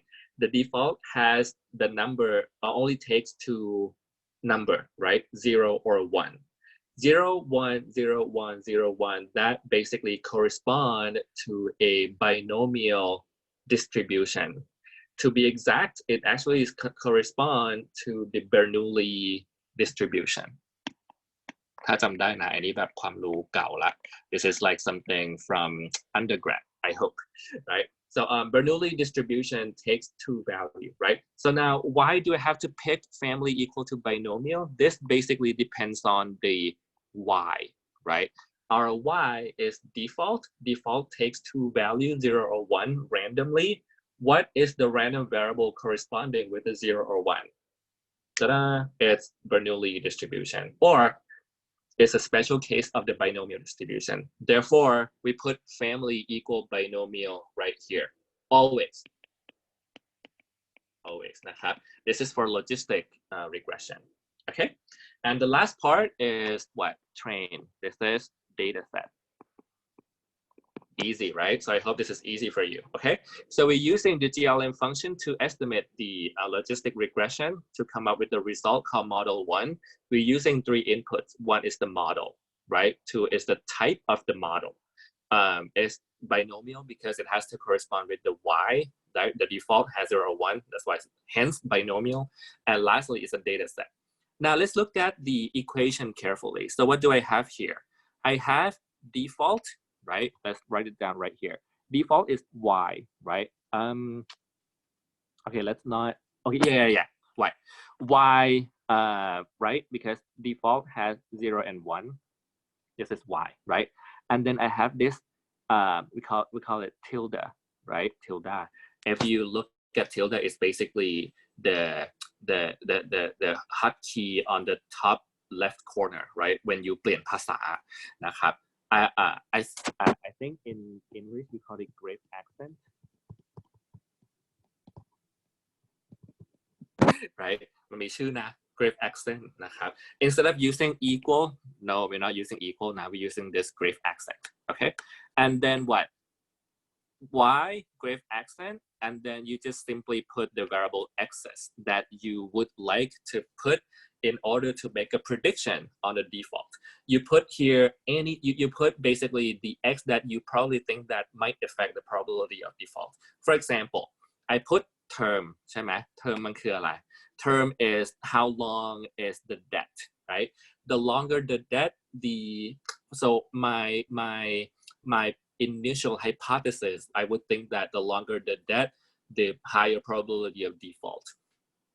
That could be one hypothesis, right? Why? Because the longer the time, you don't know what's going to happen in the future, and that could correlate positively with the probability of default. Hence, we should put it in there. Or the other hypothesis could be that, if the term is longer, it could be that it's the strong firm, right? They can take longer term debt, when we probably think that the firm is strong comparing to the short-term debt, then the firm might be in a bad shape, maybe, right? So it could be a negative relationship there too. So I just want to put it there just to see what's happening, right? So, okay, I put it in there. Second, I put GRAPV. Do you remember what this is? This is basically the loan size, right? So the loan size could maybe relate to probability of default, right? Or you can put anything else, right? What I put in model number 2, I see you see it, right? I put what? Rural, right? I think the company not in urban area might affect somewhat correlate with the probability of default, right? Or you can basically put other variables too. Let's see, what have I created? I have created revolve, ใช่ไหม ลองใส่ตัวโปรแกรมตัวแปร revolve เข้าไปด้วยก็ได้นะครับ let's put revolve in there. Where do I put? Let me put on model 1. Why not? I haven't tried this yet, actually. This is something that I came up just for this class. Okay, done, right? And then we run line number 48. Okay, ผ่านไหม I hope it goes well นะครับ If it doesn't, then we can basically check what's going on under the in GLM function, right? By hitting this question mark and GLM. That's basically help, right? So let's see what's up. Yeah, it's under library called stats, which should be pre-installed on every computer. Every R program should have the stats library pre-installed, right? It's the function that do fitting generalized linear models, right? There are more than what we see as in terms of inputs, right? They have all kinds of things. If you into that, I encourage you to look at this help page. Better to look at the theory behind it, right? Just to appreciate what's going on. And then you can be able to customize your model in a way that you like and whatever fits your data best. Okay, and then we can look at the summary. We can run line number 49. Voila, this is what's up, right? Oh, okay, well, it's not bad. Okay, just for let's look at model number 2 first. Instead of revolve, I put rural, right? And then I ran line number 52 to see the summary. Worse. Okay, I'll tell you in a second why it's better or why it's worse. Let's look at the result from model 1. Okay, I'm gonna run line number 49 because I already ran line number 48 already. So I have the result of model 1. Or if you are curious what's going inside, you can actually click. If you look at on the right top right corner, you'll see in data called model 1. It's a list of 30, meaning that inside this model 1 result, there are a lot of things happening inside. It's like model 1 is like a big box, right? Inside it's got a lot of things. You can open it up and you see that you can get the coefficients, you can get the residuals, you can get the predicted y, right? The fitted values. You can get the marginal effects, I believe, right? And yeah, so this kind of thing is something that you learn in econometrics class, right? If you want to look into detail, then this model 1 result, right? Everything in here, you can call everything out, right? But what I want to do is that I just want to use this summary function to kind of like, okay, just display what's necessary for me. Okay, let's look here. I hope you guys can remember the logistic regression, right? Okay, this is the basic function. So I use default on as a y variable, right? Term gross approve, right? And revolve, right? Family binomial, data is training data, okay? Let's go to the coefficients. Okay, what I usually look at is the estimates, right? Or the beta, this is the beta, right? And the p-value. So if I look at the p-value, then the intercept is significant, very highly, right? Because it's obviously it's going to be different than different than 0 strictly, right? Because it's the intercept and the probability cannot go negative. So this has to be positive, right? So it's going to be very low p-value here. Term is interesting, right? The estimate, the sign is negative, meaning that the longer the term, the lower the probability of default, right? It goes against the other hypothesis that I made. Very significant as well, right? There could be other things that, the story could change if you look deeper into the data. So be careful when you try to interpret this result. That's not the purpose of this class. And I'm not gonna go all the way to understanding everything. So I hope that's gonna be, from your econometrics class. So please go back to that for consultation, right? But this model, the gross approval is not quite significant, right? The p-value is relatively high, right? The convention, we would use like a 0.01 or like 0.05, right? This is okay too, but it's a risk of using this variable into the model. And obviously using the revolve variable into the model, why? It's very risky too, because the p-value is not low enough, right? It's not, if your confidence at 5%, then it's going to give you a lot more mistakes if you believe that this model is true, right? And then the thing that I want to focus on is this number, AIC. Excuse me. AIC. Raise your hand if you have heard the term AIC before. โอเคดีแสดงว่าอาจจะเคยเรียนมาจากในคลาสอื่นแล้วใช่ไหมครับ You probably have studied that from the other class, I believe, right? But if you're not, it's okay, right? The rule of thumb is that the lower the AIC, the better is the model overall, right? You can think of it as like an R square or like adjusted R square, where when you run a linear regression model, you remember R square, right? The higher, the better, right? Because why? Because it fits your data better. But here, when you try to estimate the generalized linear model or the GLM model, you're not really using minimized least square of errors, right? But you use what we call it maximum likelihood estimation, MLE.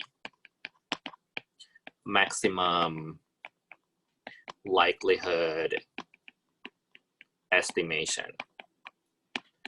I hope it rings a bell, right? So when you use different method, it's gonna spit out different shit. Sorry, different stuff from your model, right? One of which is AIC. So AIC, it's called Akaike. I think it's Japanese, right? Akaike information criteria.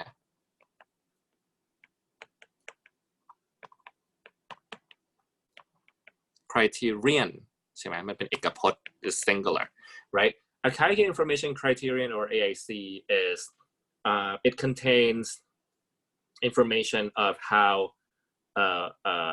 if the model is best fit the data, right? Given all the parameters that are already estimated using this MLE method, right?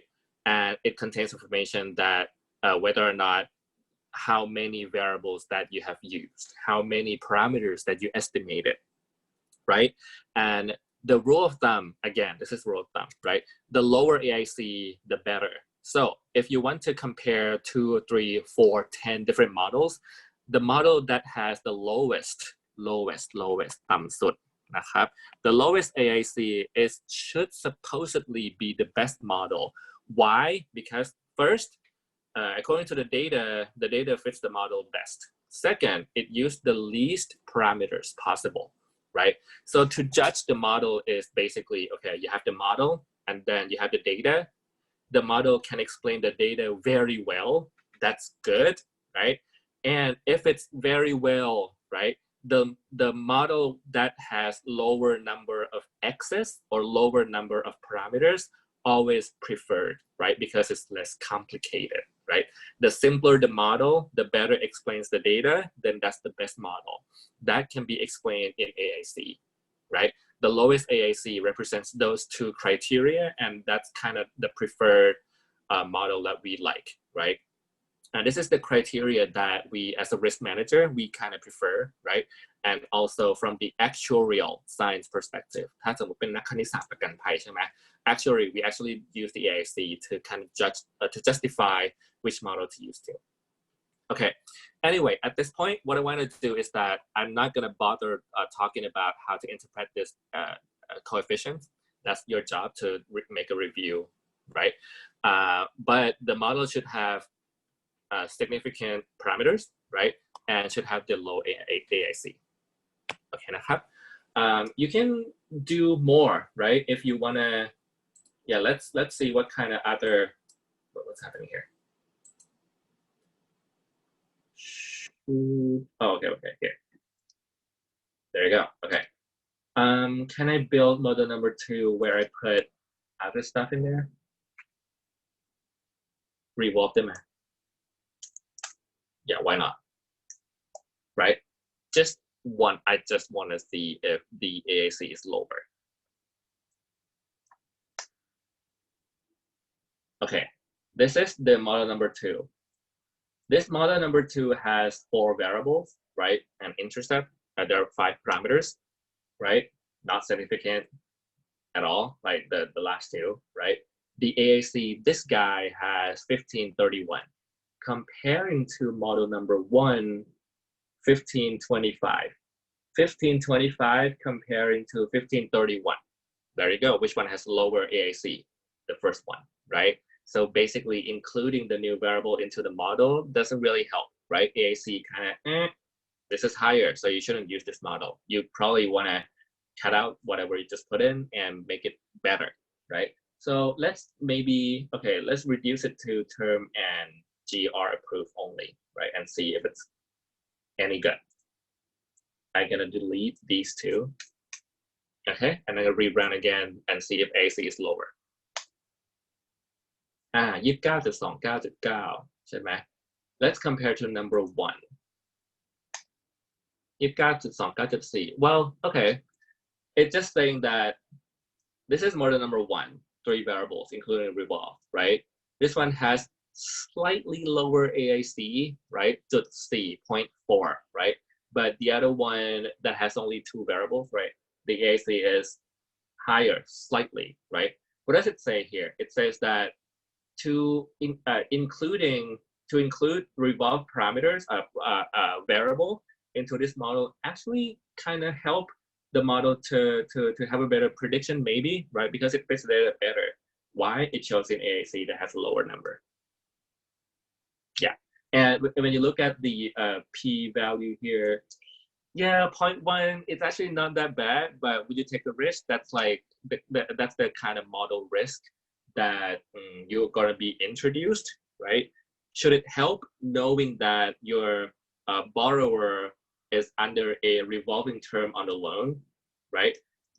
If on revolving term, then it shows that you have a lower probability of default. Would you believe that? Statistically, yeah, it's kind of true, right? But it's not as significant as you might have hoped, or as you might have be confident about, right? So that's kind of the art of your modeling practices. and some practice in many firms or consulting firms or in-house, right? You probably have the guidelines of what kind of things that you can tolerate regarding model specification and significance of statistics from the statistic point of view, right? So I want to leave it here regarding the discussion of the model risk, but because everybody has a different take on what's going on. Okay, now. Okay, so what we're doing so far is that we built a model using the trained data, right? 75% of the data using model 1, model 2, it kind of showed that we probably want to use model 1, right? Let's just say that we want to use model 1 because that's the lowest AAC. Why not, right? So we want to stick on the model 1. Think of it as, okay, that's the best model already, right? So what I want to do is that, okay, I want to use model 1. So I kind of call model 1 model, right? I want to use model 1. And now I want to use cutoff 0.05, right? What we've done so far is that we have built a model for predicting probability of default, right? But we haven't actually using that to matching whether or not to see how best it is in terms of prediction. This is what I'm gonna do. Let's go to line number 64, right? We're gonna use that model, right? Model number 1, okay? To predict how best it is to explain the actual default. Okay, model number 1, right? The function that we're gonna use is that we're gonna use a function called predict, right? This predict function takes at least 3. Well, you can use actually 2, but in this case you have to use 3, and I will tell you why. First, I want to predict a data using trained data, right? And using this model that I just built, right? This is basically model 1, right? And if you remember, model 1 takes how many variables? You have 3, there are 3, right? There are 3 variables, right? So what it will do is that it will automatically looking at these 3 variables into this trained data set, right? And it will give a prediction according to the response, right? You actually have to put response right here. If you left it out, then it will give a response in a weird number, right? But to ensure that the prediction is only going to be 1 or 0, or between 1 and 0, you have to put this in place, okay? So this is what I do here is that it will create a probability of default, or mu. อันนี้มันจะเอา mu มาให้เรานะครับ so let's look at this. So I'm gonna run line number 66, okay นะครับ and then I'm gonna plot a histogram of this guy. This is a prediction of the probability of default, right? This is the trained data set. Trained data set has 75% of the data, right? This model shows that it predicts a lot of zeros, right? A lot of people are not default, which we observe in the data, right? And there are some probability of defaults ranging from 0 to 1, right? The 1.0 here somewhere, right? But there actually, well, quite a number of people got some sort of probability of default, right? So this is according to the trained data set. What we're doing here is that we estimated the mu, right? I can call it mu hat, right? This is a probability of default estimated from the model. What we do next is that we're gonna transform mu onto y using, you remember, h function, right? The index function that has a cutoff c, ใช่ไหมครับ? I already picked cutoff c equal to 0.5. This can change too. You can change it to another number, but you can change it to another number. But right now I'm using 0.5. Ultimately, what it is that, okay, I got this mu already, right? And then I'm gonna split that here. ไม่สวย เอาใหม่นะครับ 0.5 อยู่ตรงนี้ 0.5 right? I'm gonna call this guy that has a probability of default, or mu, greater or equal to 0.5, right? Equal c, right? Call it default. And anybody who below 0.5, we're gonna call it not default, or mu lower than 0.5. This is not default. This is prediction. Prediction. What do we do with prediction? Then we compare it with the actual data and see how best we can do, right? Okay, so right now I have a cutoff being 0.5. Let's see. Okay, there you go. So what I'm doing here is that I'm gonna create a variable called predicted default train. What this variable says is that on the train data, I'm gonna predict whether or not it's gonna be default or not using that cutoff equal to 0.5, right? So if else predicted train greater or equal to cutoff, what does it mean? It means it's like creating a dummy variable that I talked about earlier in my lecture, right? If it's greater than the cutoff, then make it equal to 1, otherwise 0. And then I'm gonna append it onto train data set, right? Boom, done, right? This is basically what I created. Here's my prediction, right? And I want to see how accurate how good I'm doing. Before doing line number 70, I can basically look at data set. Okay, this is default actual data, right? And this is SB data. I have to look at train. Yeah, there you go. Because I depend on the train data, right? Not the original data set. There you go. Yeah. Default, predicted. Actually default, I predict as a default, accurate, right? Not default 3 in a row, not default 3 in a row. Good job, right? These guys are default, and I'm wrong, right? These guys not default, I'm right, right? I want to see how best I can do on this entire train data set. What I can do is that I can use this function called cross table, right? What it will do is that it's going to do the cross tabulation, just like when we do a pivot table, one. It's the same thing. All right, let's see. It's a lot of things happening here, but I hope it's intuitive, right? I'm just going to look at these numbers. 1, 2, 3, 4, right? Predicted, not default. I got it right, 900 out of 1,000 something. Good job, right? So that was what, like an 84% at the time? That's pretty good, right? I got it wrong, 100 something, right? So this is what? This is false. No. Type 1 error. Yes, this is type 1 error. However, right, I think they're gonna be default. I got it right, 300 out of 400. Yeah, that's pretty good, right? But I got it wrong, 90 people, right? This is type 2 error. I think he's gonna be a bad guy, but he's actually a good guy. I punish him, but he's actually innocent. That's very wrong, right? That's called type 2 error. I made some type 2 errors here, right? So yeah, this is actually pretty cool, right? So I can actually using only 3 variables to do all this prediction, and I got this accuracy. That's not bad. Yeah, that's not bad, right? You can calculate all kinds of accuracy using this table alone, and you get a lot of information from this.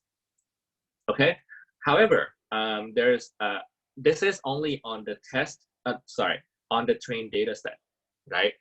What's better though is that I built a model on the trained data set called model 1, but I want to actually apply on the new data set. So you can think about having the old model and then apply on the real client walking into your bank, and you can actually see or classify, hey, you're going to be a good guy, you're going to be a bad guy, right? So this is what we're essentially doing. So prediction using test data, right? So what I do is that I'm going to predict using model, but instead of using the trained data set, I'm change it to test data set, right?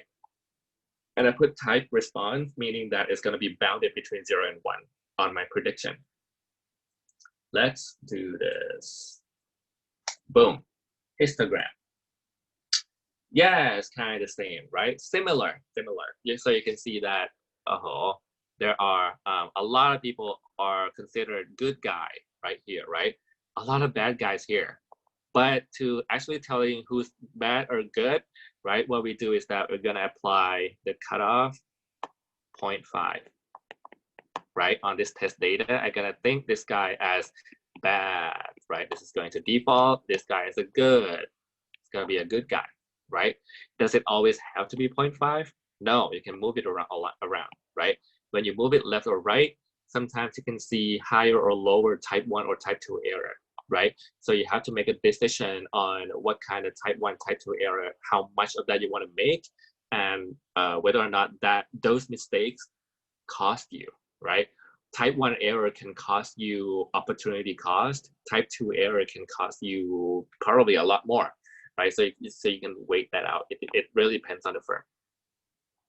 Okay, so let's do that 0.5 cutoff, right? Using the line number 76 and 77 right here.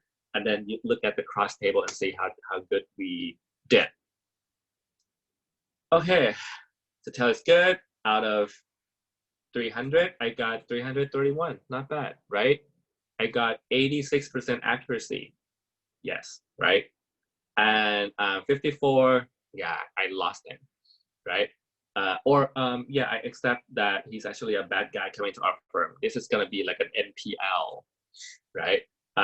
Okay, so I think someone is bad out of 140, 141, 108, I got it right? But 33 people, I kind of let them loose, right? So yeah, no, I reject these good guys, 33 good guys, I rejected, right? So damn it, right? These could be our clients, but they're gone, right? So yeah, this is the performance of the model. Only using a very basic model, right? Cutoff 0.5. You can change the cutoff around and see what's happening too. ถ้าขอเปลี่ยน cut off, can I change cut off instead of 0.5? Can I move it down maybe to 0.4? Boom, see what's happening. Let's do, I have to make a prediction here, right? Yeah, everything is set except here. So because cutoff goes here, okay. Let's see, because I moved the cutoff down. I'm being more conservative here. Yeah, because I moved the cutoff down from 50%, I tighten the rule that, hey, if you have score over 40%, cutoff over 40, probability default over 40%, then no, I think you're a bad guy. I'm more conservative, right? The cost of being conservative is the following. So I think you're gonna be a good guy. I don't remember the exact number, but yeah, 297. A lot of good guys. Yeah, a few bad guys here that I got it wrong. But I reject a lot of people, right? So out of 229, I got it right 149, but I'm being more conservative here. So a lot of people got rejected by my bank, right? More people here. So 80 versus 33, right? So yeah, I make a lot of type 2 errors right here by being more conservative. But it really depends on the policy of your bank. In insurance setting, depends on the policy of the underwriting practices in insurance company. It really depends. Okay, is there a better way to tell which is the best performance model, right? There's a tool that can actually tell you, just like in AIC, if you remember AIC, right? AIC is the number that judge whether or not the training data set, the model that's on the training data set, it's good. It's better perform, right? By looking at the lower AIC number. In here, we call it all rock. It's called an area under ROC or rock curve, right? You can YouTube it, right? Or you can look at this reference website. It's very cool representation of what's going on.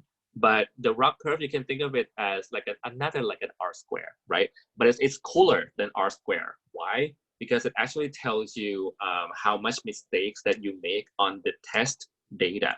on the outside data, but not only on the trained data, the internal sample, but the out sample. You can, how good can you do? How well can you do, right? The higher, the better here. You want it high, higher, right? The highest is 1. If it's equal to 1, meaning that you can make a prediction like you know the future, right? 100% of the time, you can make it right. But if it's lower than 1, then 1%, then yeah, the accuracy is lower. But you shouldn't be less accurate than 50%. Why 50%? It's like flipping a coin, right?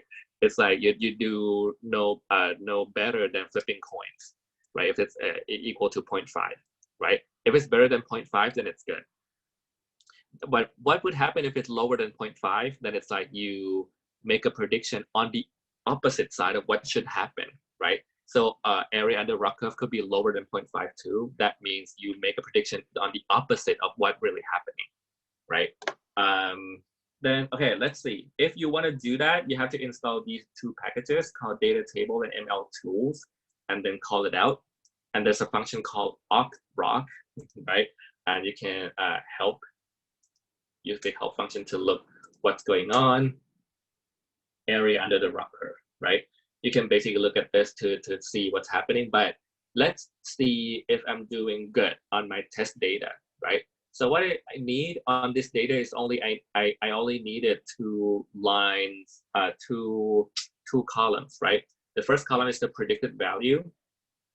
The second column is the actual value, right? Both are on the test data, right? You can use it on the training data too, but I want to use it on a test data because I'm already make a prediction on the test data, right? 0.8, that's pretty good, right? Because the closest, the best I can get it's 1, right? So how do you want to improve it? You can change things around, right? You can change the, so many things. You can change the model, you can change the axis, you can change, so many things. You can even change like everything dramatically. Instead of using logistic, you can use like machine learning algorithm, right? You can use like a decision tree, you can use neural network, you can use deep learning, or whatever, right? Supporting vector SVM, gradient boosting, or whatever, right? But this is logistic. It's pretty good, yeah. But the data is kind of clean too. That's why. All right. Okay, so we have to about 20 minutes. I want to talk about this on another model, which if you understand the diagram that I gave you regarding the logistic function and logistic regression, this will be very, very similar, but easier, right? So I hope you will understand this too. So another parameter that we really want to get on the credit risk modeling is to come up with the loss given default, or how many percentages that we're going to lose on the exposure, right? So loss given default is a percent, right? It's a percentages. Percentages ranges from 0 to 100, right? When we modeled the probability of default, what we needed is the logistic function, right? Logistic function is nice. It can be used to model the probability of default. However, when you want to model loss given default, using logistic function is kind of rigid, right? It doesn't give you that much of an interesting shape of the histogram or of the distribution of the loss given default that we are facing. So instead of using another function, we're gonna use something called beta distribution instead. Okay, this is much more flexible.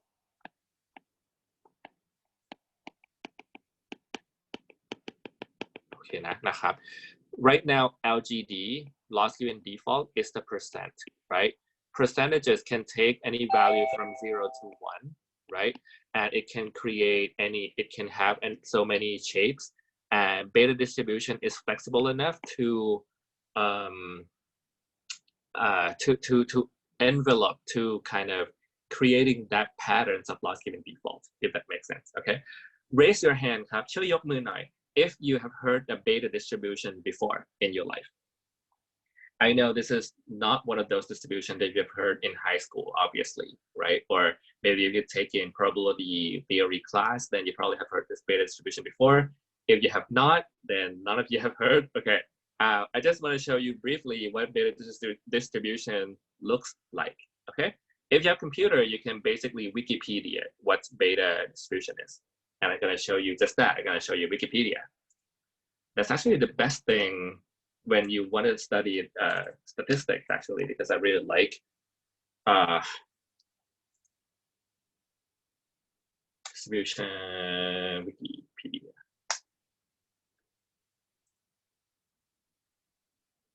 Look, zoom in กับนี้ได้ไหมอยาก zoom in want to zoom in. Well, okay. Animation, maybe, no.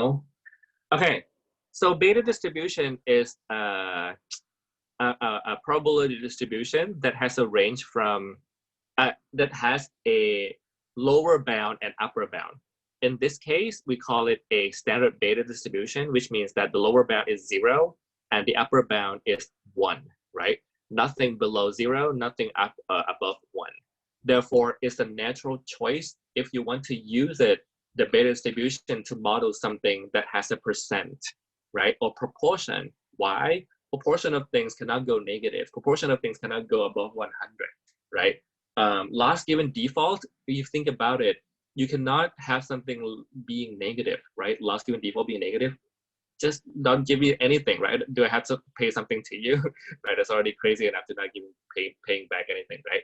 Or above 1 is obviously not possible, like, right? Who would want to, if you're your default, then you're not going to give me back more than what you owe me. That's crazy, right? So again, loss given default, naturally beta distribution is a natural choice because it's bounded between 0 and 100%. And if you look at the distribution shape, these different colors, it can take any shape, right? Look at the yellow, right? It can take something like this, right? Where the the percentages kind of clustered somewhere, you know, around 20%, right? The mode around 20%, and yeah, or it can take the blue line here, the blue line, right? Where the majority of that kind of goes towards 100%, right? Or it can take the purple line where it's kind of symmetric, right? But it's not, it doesn't look like the normal distribution. Normal is kind of like this, right? This is a very bad picture, by the way. But this is kind of like an arch in a way, right? This is like a beta distribution, what it looks like. It can take the green line like this, or interestingly, it can take the red line like this. I'm not sure if you're aware, a lot of people in political science, รัฐศาสตร์ there are people who are looking at the election data, right? And election data, when you talk about election or when you talk about politics, right, people tend to be polarized, meaning that there are a lot of people on the very left side and a lot of people on the right side. So beta distribution actually is a good choice if you want to model something that is polarized, for example, political stance, right? So it's kind of interesting take of what beta distribution could potentially do. Anyways, so I introduced you this beta distribution because it's used for modeling loss given default. Can I go back to the PowerPoints? I believe I have something on PowerPoints. Okay, and I think it's the last one too. Okay. Yeah, again, I'm gonna give you the basic idea of what's GLM on loss given default is doing, right? Let me go to whiteboard. Okay, เหนื่อยเนาะปวดนะครับโอเค y equal to beta 1 x1 beta 2 x2 right? Now, y is loss given default. It's a percent. It ranges from 0 to 100%, right? Nothing more, nothing less. Okay? X's can be anything, right? It can represent borrower's characteristics. It can represent contract type. It can represent past behavior of the borrower. It can be anything, right? And now you have the linear combination of these, and it can go obviously beyond 0 and 1 range. It can be any real value. Not match. Nope, not match, right? What do? We put on link function ใช่ไหมครับ so we're going to have a link function that links the two sides together, because right now it's kind of like not an apple to apple comparison. Okay, bear with me. When you have a beta distribution, what do we do usually? So instead of having y, right, I'm not going to talk about y พักก่อนไม่เอาก่อนนะครับ I want to use it mu, right? Again, same idea, right? But I want to use mu to represent the alpha and beta 1 x1, beta 2 x2, etc. Right? And then I want to put this mu onto project that or put it into another link function called G inverse. Right? Right now my G inverse function can be anything too. Yeah, this G inverse function can be anything. Some people actually using the same logistic function too. Yeah, it can be logistic function, it can be others, right? But I think the default in R is they actually use the logistic function as a default. However, you can change. You can change anything, right? What does this logistic function do? Again, it converts, right, these numbers that range is a real number onto 0 and 1. Yay, right? Again, you probably have question. Hey, logistic function already converts things into 0 and 1. Why do we have to bother? Are we done now, right? Y is beta distribution. Logistic function is not beta distribution.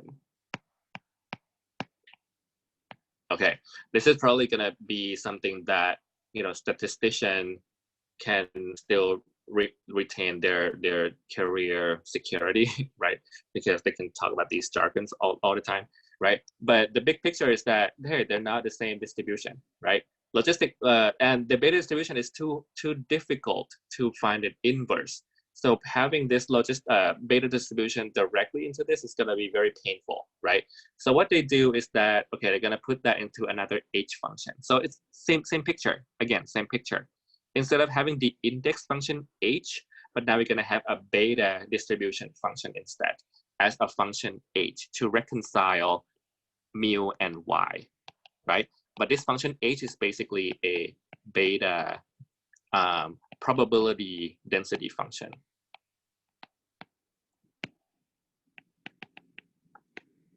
Function. I hope it's clear, right? PDF. Now the H function, instead of being an index function, is now a beta probability density function. Let me write this monster for you, right? So now our final function, it will look like this.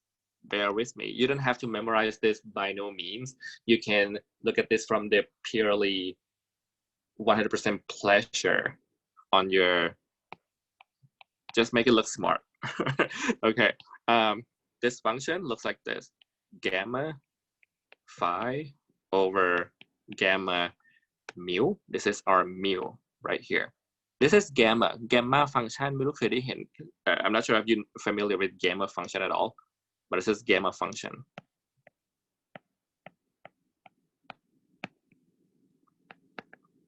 Gamma function is like a continuous version of this guy, factorial. Yeah, if you remember like n factorial, right? But that's a discrete version, right? But there's a continuous version, which we call it gamma function. Anyways, so you have this gamma function, and then you put stuff inside.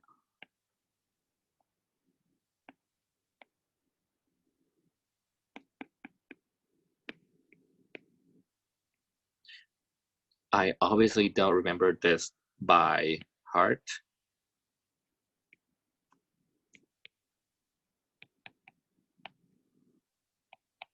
And again, R will take care of this for us. Okay. We're studying this online, right? And this clip will be replicated and rewatched over and over again. I'll make sure that I write everything correctly. Okay. Meal here, meal here, meal here, meal here. Okay, now y is between 0 and 1, right? And y follows beta distribution, right? With parameters phi, right? And whatever inside the mu, which is alpha and beta. Okay. So again, this is just like the index function, right? But that index function has the parameter c, the cutoff, but now it's like a fancier version of that to convert the link function, logistic function, onto something that has a beta distributed function. This is how we do it. It's been proven that this is the most efficient way of doing that. But I'm sure there are other ways of doing this too. Yeah. So yeah, this is like another index function. So ultimately, what you do is, again, same thing, right? x1, x2, x3 as an input, right? You project that onto mu, 0 and 1. Oops, yeah, 0 and 1, ใช่ไหมครับ using the link function, can be anything. And now you convert that into y, but now y is not 0 and 1, right? Y is beta distribution. So you have to use this h function differently, this function, right? Beta distribution function. Same idea. Okay, and that's done. That's a basic concept of that, right? And if you're looking at detail what beta distribution looks like, then, you know, please feel free to. Okay, นะครับ you can obviously look at this later if you cannot ไม่ต้อง copy อะไรทั้งสิ้นนะครับ เดี๋ยวขอมานั่งดูใน R เลย let me switch to R directly because you can look at this later. R. I'm tired, guys. Are you tired? Okay. Okay, just to make you being more familiar with beta distribution, you can do this. There's a function called R beta. R stands for random, so you can basically make a simulated number from the beta distribution. So what I'm going to do here, just want to show what beta distribution could look like. R beta 1000, I want to create 1000 times using parameter. Beta distribution normally has 2 parameters, sometimes 4, but this one has only 2, right? Being alpha and beta. And I put it in A and then plot histogram. Boom, this is what it looks like. It's kind of like the arch that I was talking about, right? So it looks kind of like this. If you remember the picture from the Wikipedia, right? So it is one of those. Or you can have something like this. So you can put this number being 10, yeah. Right, alpha equals to 10, then it's kind of skewed to left skewed, right? Negatively skewed. This is not positively skewed. You can put the higher number on the right, and we'll go the other way, which should be obvious to you, right? I hope you see on the right. Or it can go below 1.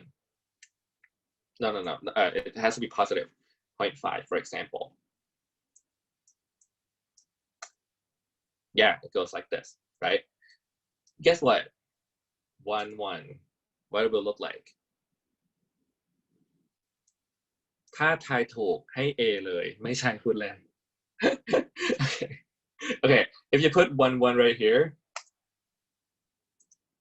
what does this look like to you? It goes uniform 0, 1, right? So uniform distribution 0, 1 is a special case of a beta distribution. ใช่ไหม Beta distribution can take this shape too, which is basically a uniform distribution. And how do you do that? Then it can be achieved by basically putting 1 and 1 as a parameters in this distribution. Yeah, that's kind of fun fact.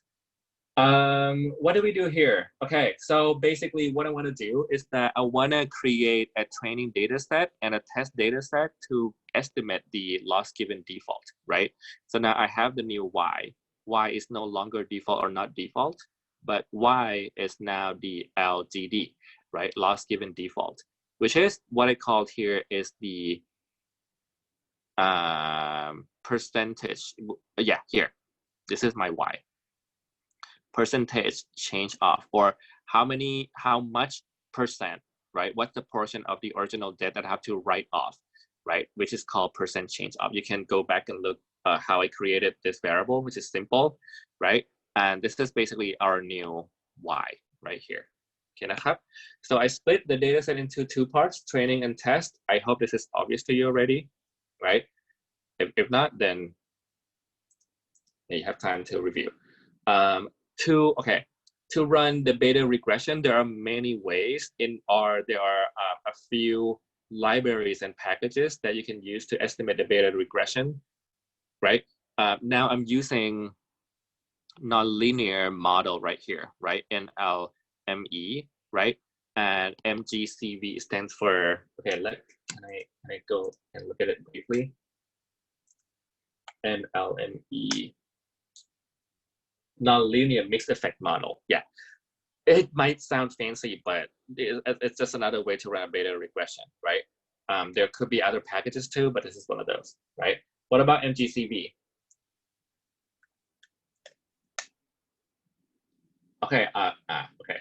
Mixed generalized additive model computation vehicle with that whatever, right? So yeah, this is basically a fancier model. It's a class of models that has a nicer property, more complicated, obviously, but it does the job. So why not, right? So all right, so you look at this, and what do? I use this LGD data set. It's basically the same data set with just one newly created variable, right? Summary statistics. Let's look at the summary stats of this guy. I haven't created yet. Okay, let's look at summary statistics. Okay, I hope it's okay here, right? The most written off is 98%. So almost getting nothing. Oh, no, the most written off is 100%, right? So get nothing, right? And the lowest is 0.004. So this guy's actually pretty good, right? Default just a little bit, right? The mean is 82%. That's a lot, right? If you look at histogram of this variable, what does it look like? Here, very beta distribution, right? We already looked at that. It's bounded between 0. Good like it. Oh no, bad mode. Never you can see that it's bounded between 0 and 1, right? And it has the shape of one of the beta distribution. It could potentially look like this too, right? So basically you can use the beta regression to run a model on this guy. Okay, and how do we do? Same thing, but to do the estimation, instead of using the GLM function, you're using the GAM function instead, where A stands for additive, right? Additive, I mean, บวก นะครับ. Why do we have to use this? Because the beta regression is not available under the GLM function. It's only available under the GAM function, right? But the rest is the same, right? Same logic. You have the model, right? So right now you have the Y being percentage change, right? The LGD, and the X's, I just put a lot of things, right? I put recession here too. Yeah, see, why not, right? And family here, so I'm using beta, right? Well, it's just the notation here. It's like you have to use R beta, right? Yeah, and the data set is training, right? And then summary of that model. I'm gonna run a little bit over time, so I hope it's okay. If you're, feel free to do whatever, and you guys can watch the clip later too. Model 3. Let's see what it looks like. This model tells me that I put in 3 variables, all significant. That's cool, right?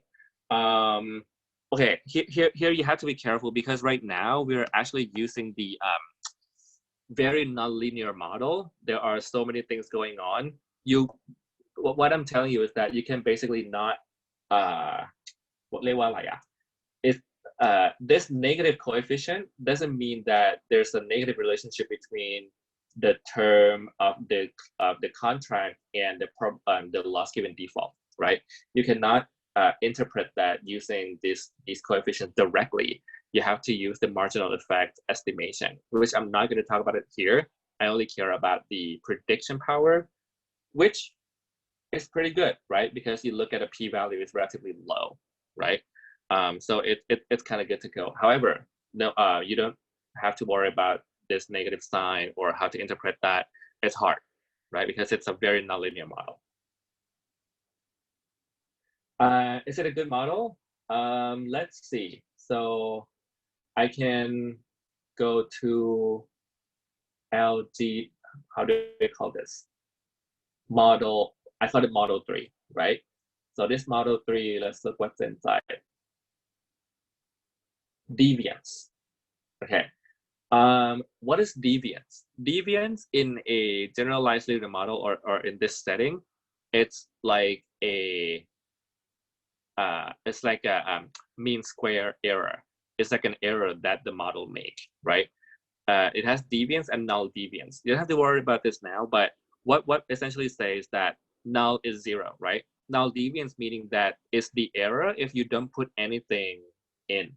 If you don't put anything in, this is how much error that it makes, 715, right? But you put 3 variables in there and the deviance getting lower. The error are lower once you have more excess into your model, right? It dropped to 600 something, right? Which is good or bad. What you have to do is compare, right? So to compare, basically you run maybe 3, 4, 10 different models and you look at the deviance, whatever the lowest could be, potentially be the lowest, the best model out there because it creates the lowest errors, hence deviance, right? Deviance errors are generally the same thing. Okay, and the reason why they call deviance is, I don't remember, but different models had different deviance formula. That's all I know, and it's all like different. Okay. Yeah, just look at the deviance, right? And in summary statistics, I'm not familiar with this, how it reports, but it looks like it has deviance explained 7.1. So it might be that the higher of this, the better, right? So let's put more, and it kind of reports the adjusted R-square here too, which I believe is weird. I'm not sure what is there because it's a nonlinear model, but it could be there for reasons, right? So you can look at the R documentation to see what it reports. Okay, prediction, same thing, right? So now we're using the GAM function. So there's a function called predict GAM instead of using just predict, right? Because we're now using a more fancier model. So this is predict.gam, right? But it's basically the same idea. And right now we're not really using the cutoff 0.5 or anything like that, right? So it's just gonna give a prediction of what, how much loss given default it's going to be, right? So we can only see, how is it up? How much is it off? Is it close? We can only see that, right? Okay, let's predict from the training model.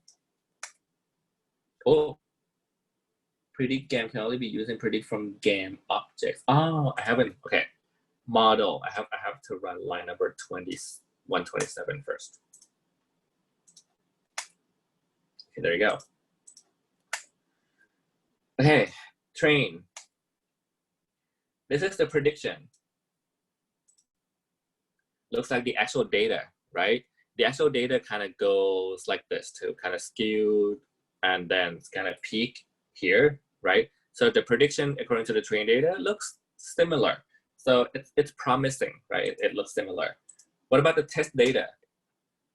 Very similar too, right? It could have slightly different distribution. It depends on the data, but you get the point.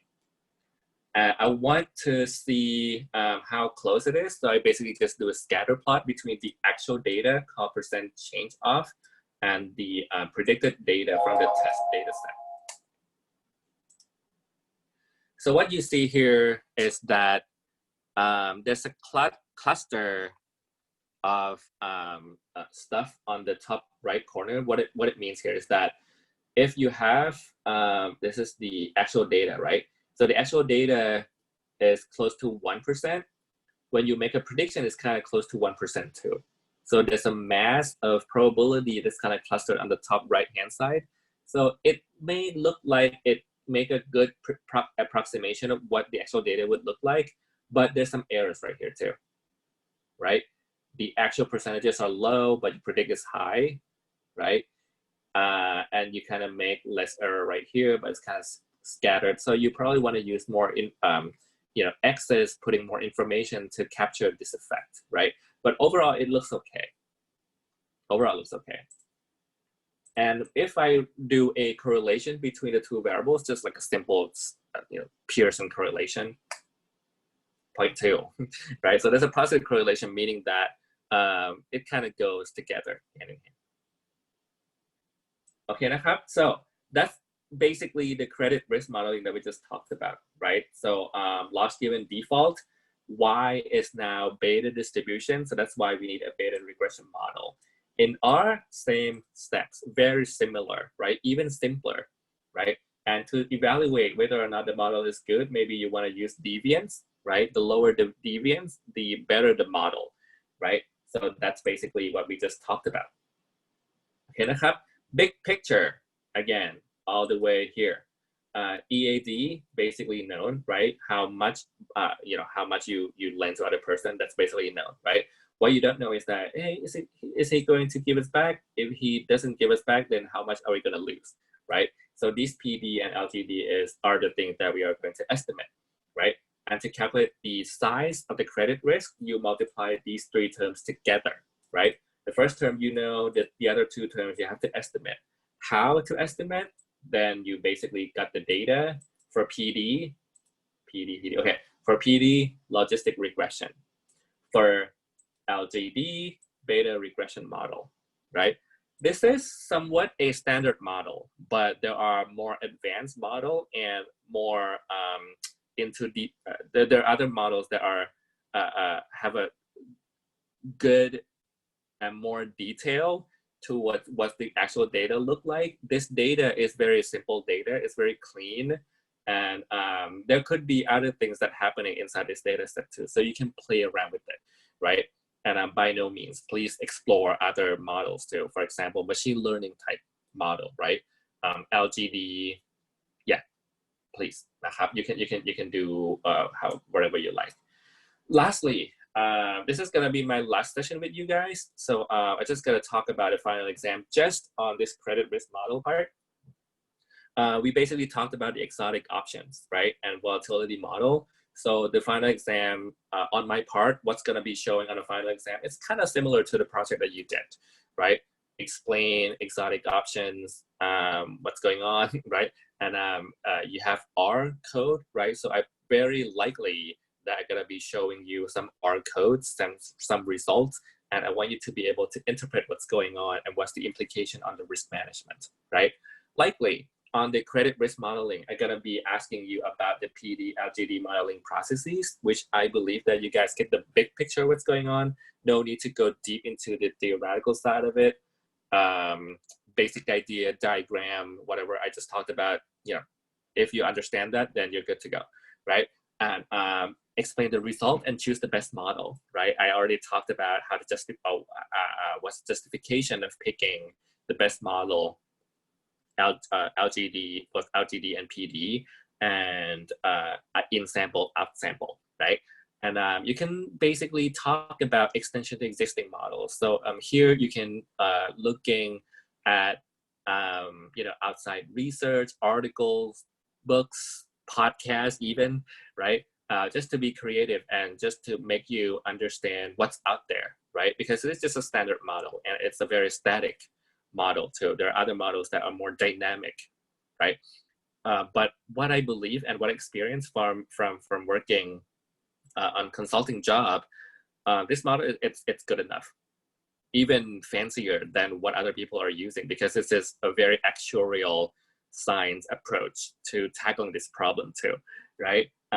But it is a standard way of that we use to do a credit modeling, and I hope this is useful นะครับก็สำหรับวันนี้นะครับผมก็มีเท่านี้แหละนะครับก็ต้องขอบคุณมากที่แล้วก็รู้สึกเสียใจแล้วก็รู้สึกเสียดายที่ผมรู้สึกว่าเราไม่ได้เจอกันตัวต่อตัวจริงๆอยากเจอตัวต่อตัวเพราะผมรู้สึกว่าผมประทับใจจากคลาสนี้หมายถึงเนี่ยนิสิต MSF อะทุกๆเรื่องก็คือจะแบบเฮ้ยแอคทีฟอะแล้วก็แบบเก่งอะนะครับรู้สึกเสียดายที่ไม่ได้เจอกันตัวต่อตัวจริงๆก็ถ้าเจอหรือว่าถ้าอะไรอย่างเงี้ยนะครับทักทายมาได้เนาะนะครับplease feel free to say hi. It's very disappointed for us to not be able to see each other in classroom face to face, and I hope that this experience and what I taught you is a good thing. I hope it's okay, and I hope you learned something, right? ขอบคุณนะครับจริงๆวันนี้ก็มีเท่านี้แหละ Well, thank you very much and have a good night, and we can keep discussing and just chat in line. Well, thank you very much and feel free to hit the leave meeting button. ขอบคุณครับกด leave meeting ได้นะครับสวัสดีครับ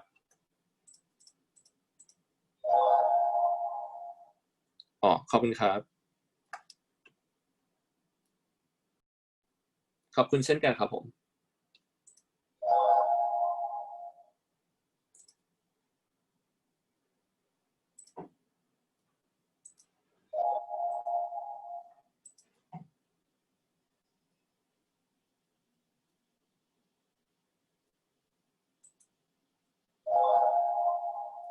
ขอบคุณครับยินดีที่รู้จักทุกท่านครับเดี๋ยวกด leave meeting ได้นะครับขออนุญาต